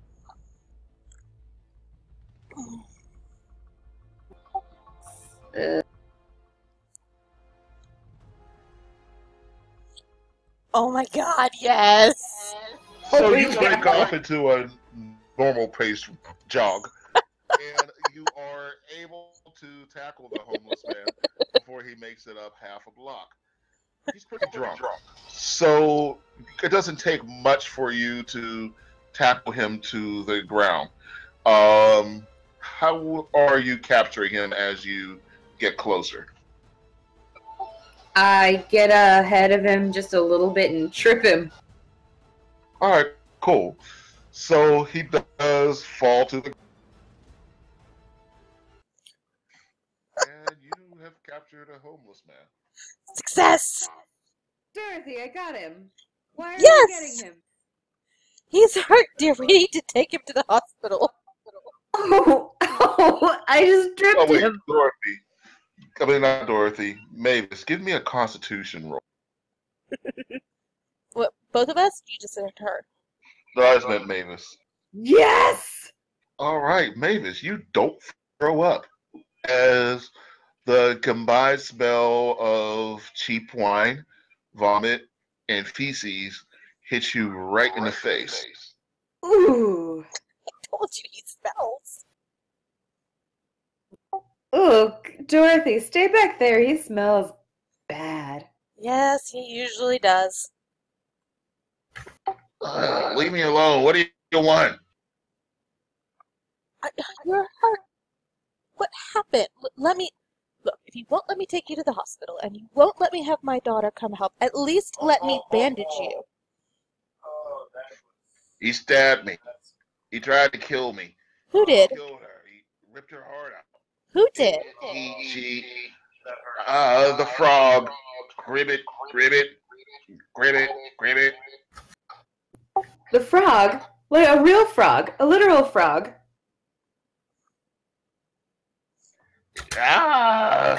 Leave me alone.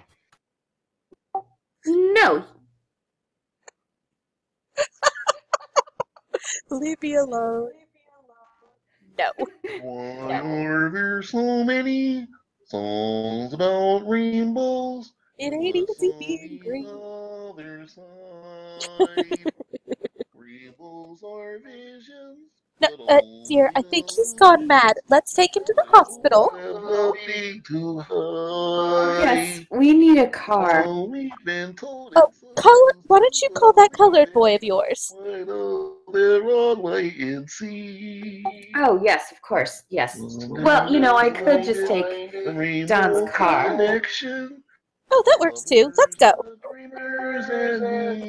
Okay. I'll go run and get it, and I'll come back for you two. Perfect. I'll see if I can't bandage him up while we wait. Okay.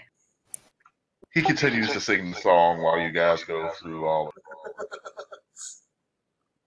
Thanks. Ooh, nice first aid. Might have jumped the gun, technically, but... Yeah, meanwhile, what's Jonathan up to? Meanwhile, Thursday night at the hospital, the bus pulls up. Several people get off, including a person wearing a rain slicker. This person reaches into their waistcoat and pats onto the knife they'd hidden there before. His or her hands, are bloody. Back to you guys. To us or to Jonathan? Well, that was Thursday night. We can assume that this is where the person actually comes in and stabs Murders the lady. thing, right. Right. Let's go visit Jonathan. Oh, okay. Would Mary... Probably not. She wouldn't have called Dorothy and told her about all that crazy. She absolutely wouldn't have. Yeah, she absolutely would not have. But it's Jonathan's turn. Well, by all means, you can absolutely visit him. Do we visit him before? Maybe Bernard You will will be let us visiting. in I mean, you could, with Jonathan. well, Bernard's not going to come and talk to you right now. But No, I said maybe he'll let us in with Jonathan. You know, he's very charming.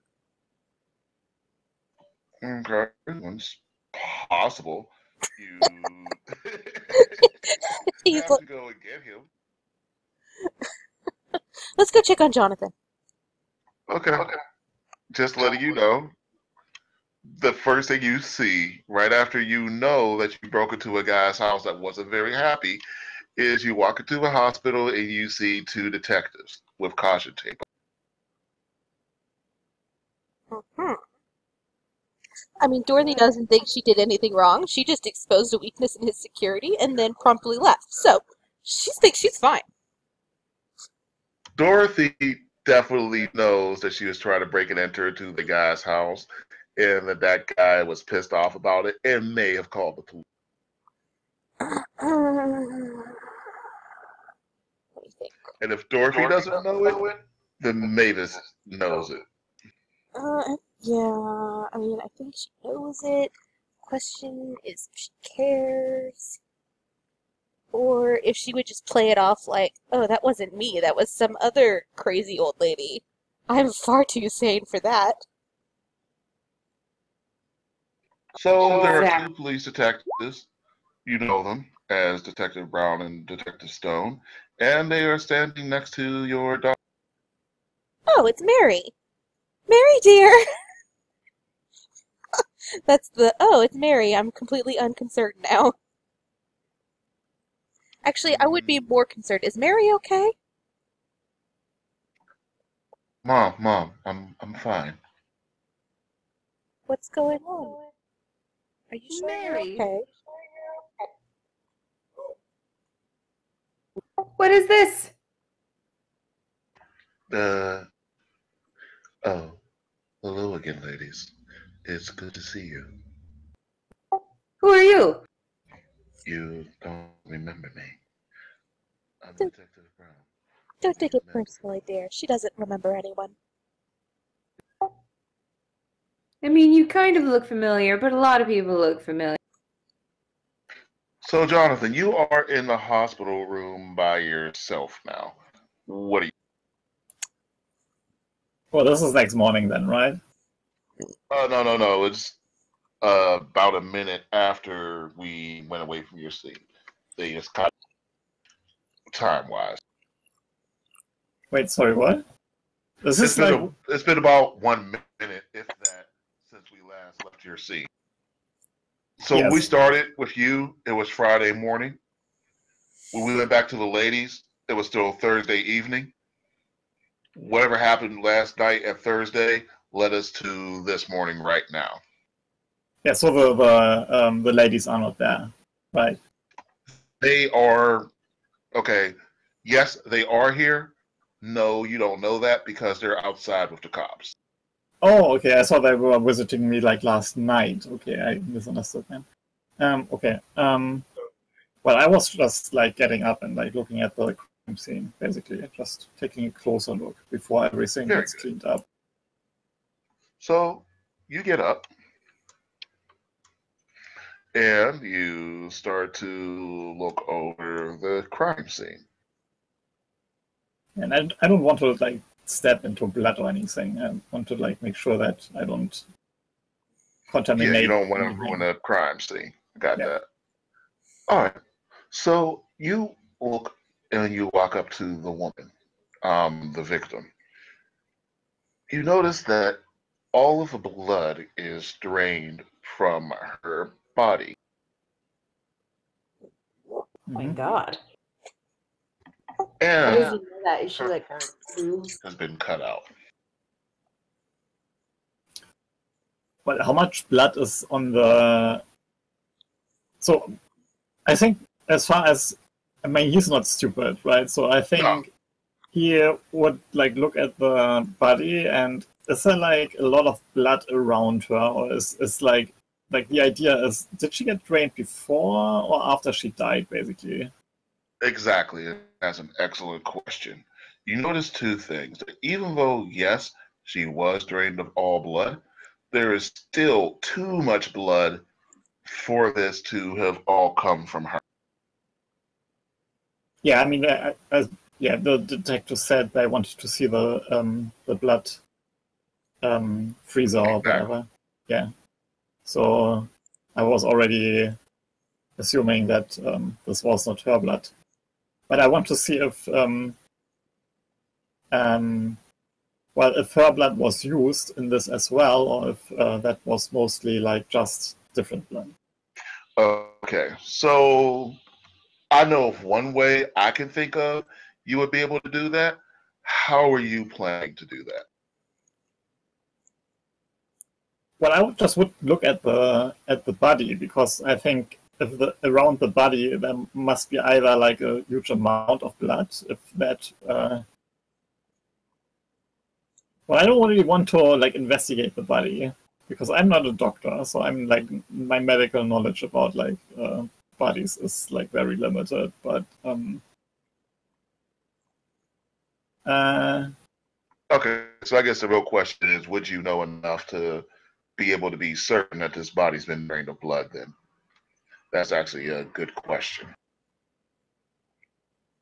yeah, I mean, is there like I think like in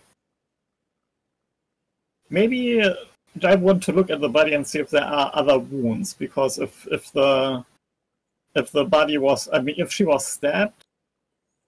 Okay, you've seen a lot of dead bodies. Yeah. So here's what I'll say.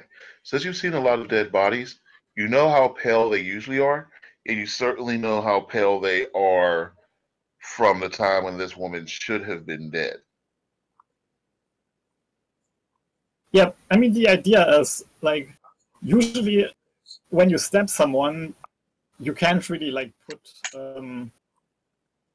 a container below that stab wound and then just drain someone, right? So I think there must be someone who has like attached some kind of device to actually drain that person. And so then, what you are looking for is like any type of rectangular thing or anything that looks like it would have been like some type of heavy machinery or attached to a pump, anything like that. yeah, or maybe just also marks on the body because that would also like leave marks on the body itself, I think. Okay, so here's what I'll give you. You are able to look at the body itself. You are able to see that it looks like, um, let's say, like a perfect square has been cut out, carved out of where the heart was. Now, I'll tell you that the precision of the square would only be possible if someone were already dead because obviously the body would be shaking and moving if they actually tried to cut out the heart while they were still alive. That's for you. Jonathan might not be able to know that. As you're looking on the body, you do notice a very precise stab in the esophagus, and you notice slit against the femoral artery. That's the one on the leg. That's the groin cut. I mean, what is strange to me when I think about this whole situation is that she is actually like a nurse in this, like from the university. Is she dressed like a nurse, or is she dressed like a normal, like? Ah, thank you. So, you look and you realize that this nurse's uniform is buttoned backwards. And what I mean by button backwards is normally when somebody puts on this nurse uniform, we'll say that they button it from top to bottom. But you notice that this nurse's uniform has definitely been gone from bottom to top. Bottom line is, whichever one makes sense, it's the opposite way that a person would put on a uniform. So it's maybe someone dressed her that way. Is that what I could? Yeah, exactly. Okay. Confirming further, her panties are on backward. And maybe that was in a hurry. So, like, the other thing is, how did she even get here? Because if she was a nurse, and I was, like, in the room, like, directly before I passed out, she must have already been there at the time. So someone must have placed her in that bed when I was awake. So would I remember that she got placed there at some point by someone, like brought there? Because I was awake. Sadly, you didn't get to see that. So I will tell you this. Everything, with the exception of that doctor, you see in the room is something that you see right now. I mean, in this hospital room and whatever the adjacent rooms are. Mm-hmm.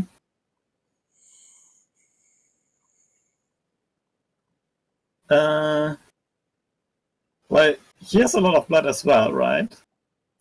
Yes. Can I go over and take a look if this is like actually her blood? By all means. So I will go over. And I want to see if she was maybe just like put from one bed into the other. Maybe she was on the table here or something like that. All right, give me a spot hidden.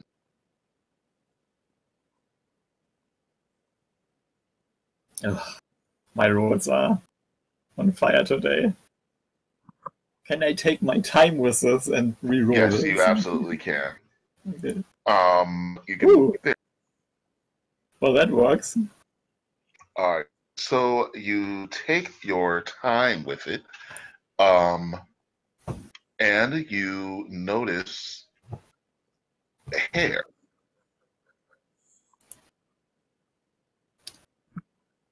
A hair from her? Like, would it fit No, her? like a bunch of hair. How does it look like?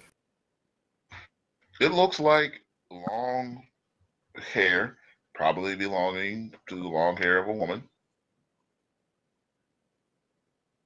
But it's not her, like, is it her color? Is it the color hair of a nurse? It is not. Okay. The nurse's hair she was a brunette. This much hair seems to be either blonde or, red hair. But it's long, right? Mm-hmm. So I would assume that is a woman's hair then, because like at that time, I guess like no man wore his like hair long. You can certainly assume that. What would you like to do about this? I will pick it up. So you are picking up the hair, and you feel some resistance. You feel some weight. Is it sticking to the table? No, Why? I'm Why is? sorry. So you feel this hair, you notice this hair about right here. There's a table here, and there's like a little cabinet. Okay, And you what's in see the? this hair sticking out of the cabinet. Okay, what's in the cabinet? You would have to open it. I will do that. Okay. So you pull on the hair for a little bit. You notice that there seems to be some resistance, and you think to yourself, okay, I will open the cabinet door. Yeah, if it's closed, then yes. But or can I just look inside it? Like, is it with a glass window? Hold on.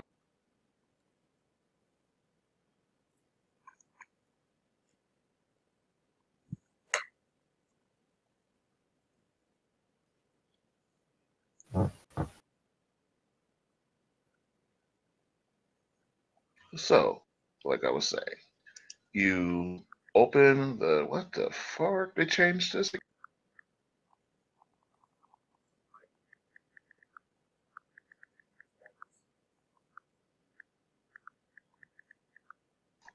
So as you try to open the door, you notice that it seems to be jammed a little bit. It's kind of hard to open, like there's something in your way. Okay. What, Sorry, what? what do you do? Well, I try to open it carefully. I don't want to like break anything. Is the All hair right. like stuck? Is the hair stuck like between the drawer or something like that? Or... Oh, it's about. We'll just say that the cabinet itself is about a 5 foot cabinet, so you know it's sort of tall. Okay. Would I know what's inside? Like from would I have seen like people open it before? Yeah, it's a pretty simple cabinet. It shouldn't be that big of a problem to open it. I don't know what could be in the way. Well, something is stuck inside, right? Like not outside. Like nothing is like stopping me from. Like there Right. is no.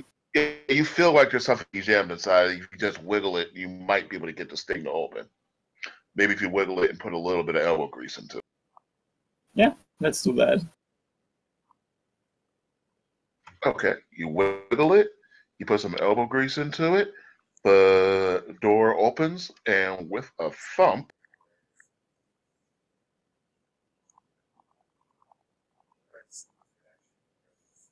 you are knocked to the ground by the very dead body of the woman who was in the hospital bed that was supposedly stabbed. Her neck is broken. Oh, right. I'm okay. Well, who's there? Like I'm alone, right? So as you are pinned underneath this corpse, I'm screaming. so, doctor, it seems that you've been an assistant in solving another one of our mysteries. Thank you. Hey, Doc, what the hell did you do? I'm like, take it away from me! Take it away from me! I'm just pushing that thing like the body. I mean, I see bodies before, but like not like this. So Yeah, exactly. You're not used to them falling on you like this.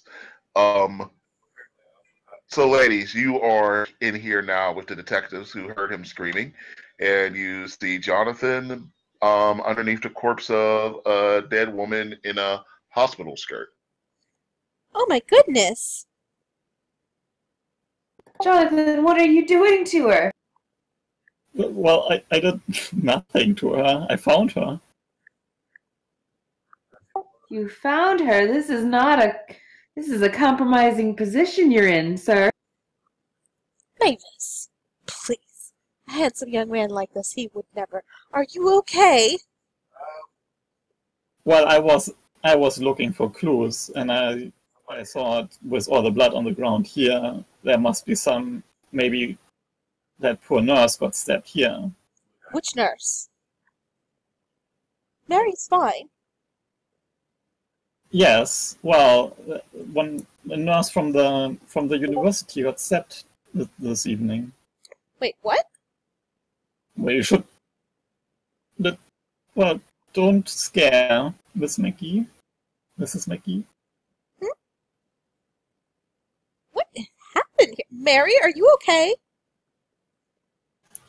Mom, it's fine. What? It's fine. Look at this. It is not fine. What? This is not it. Where is your boss? Mary, what a preposterous thing to say. Do you see how much blood there is? I need to speak with your supervisor. It is absolutely unconscionable that he would keep a delicate, single young woman such as yourself in a situation like this. Mom, I hate to point this out to you, but people die in a hospital every day. People die, yes. People get murdered with blood and pentagrams and what could she be able to discern right this second? Should I spot? I guess I'm going to spot hidden or first aid.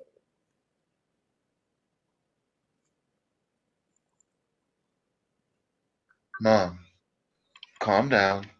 This isn't one of those spy stories. Not a spy story, my butt. Look at this. Look, there's a pentagram, and there are bodies, and there are... Jonathan, are you okay? Yes, thank you. What is going on? Low.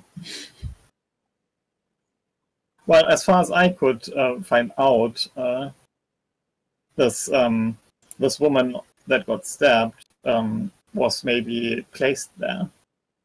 And the woman who was lying in the bed before was this woman. And someone broke her neck. Wait, what? Oh my good, you know what? There's a lot of death. Is this where I, as a player, say that I think that she might be losing her shit a little bit?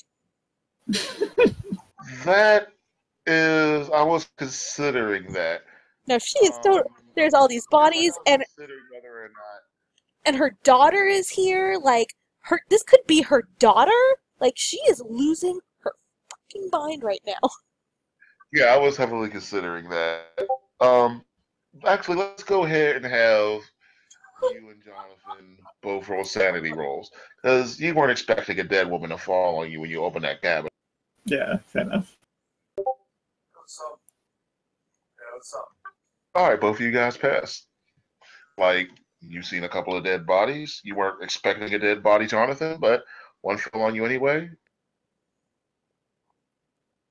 As for you, Dorothy, your daughter looks at you resolute and says, "Mother, I can take care of this. We make strong women in my family, remember? I come from your side."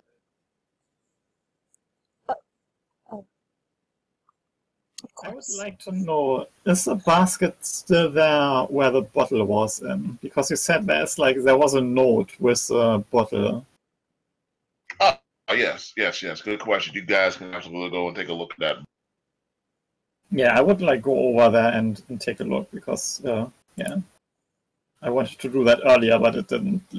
I didn't really have the chance. It was staying in bed and talking to the police officers. But now that, I'm not sure where this would be.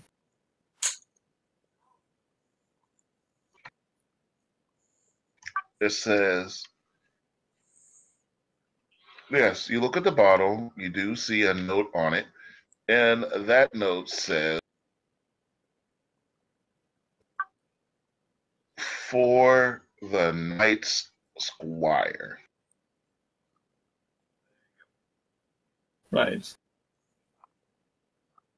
Can I smell on the on the rest of the alcohol and see if there's like, I mean, I know there's something in there, but like, would I be able to find out what's in there that made us pass out? Let me see.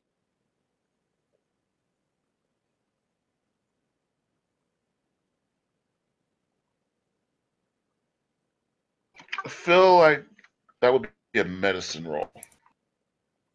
Oh, great. Well, maybe I roll a 1. Nope.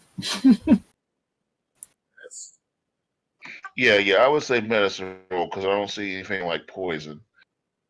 Yeah, well, that's fair enough. Um,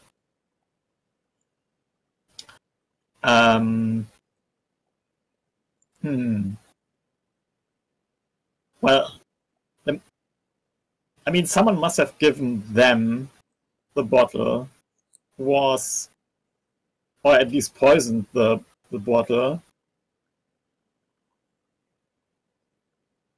who orchestrated this whole thing. So, where are these two oddities? So when you look at the bottle, on the label, you notice, what the fuck is this bullshit?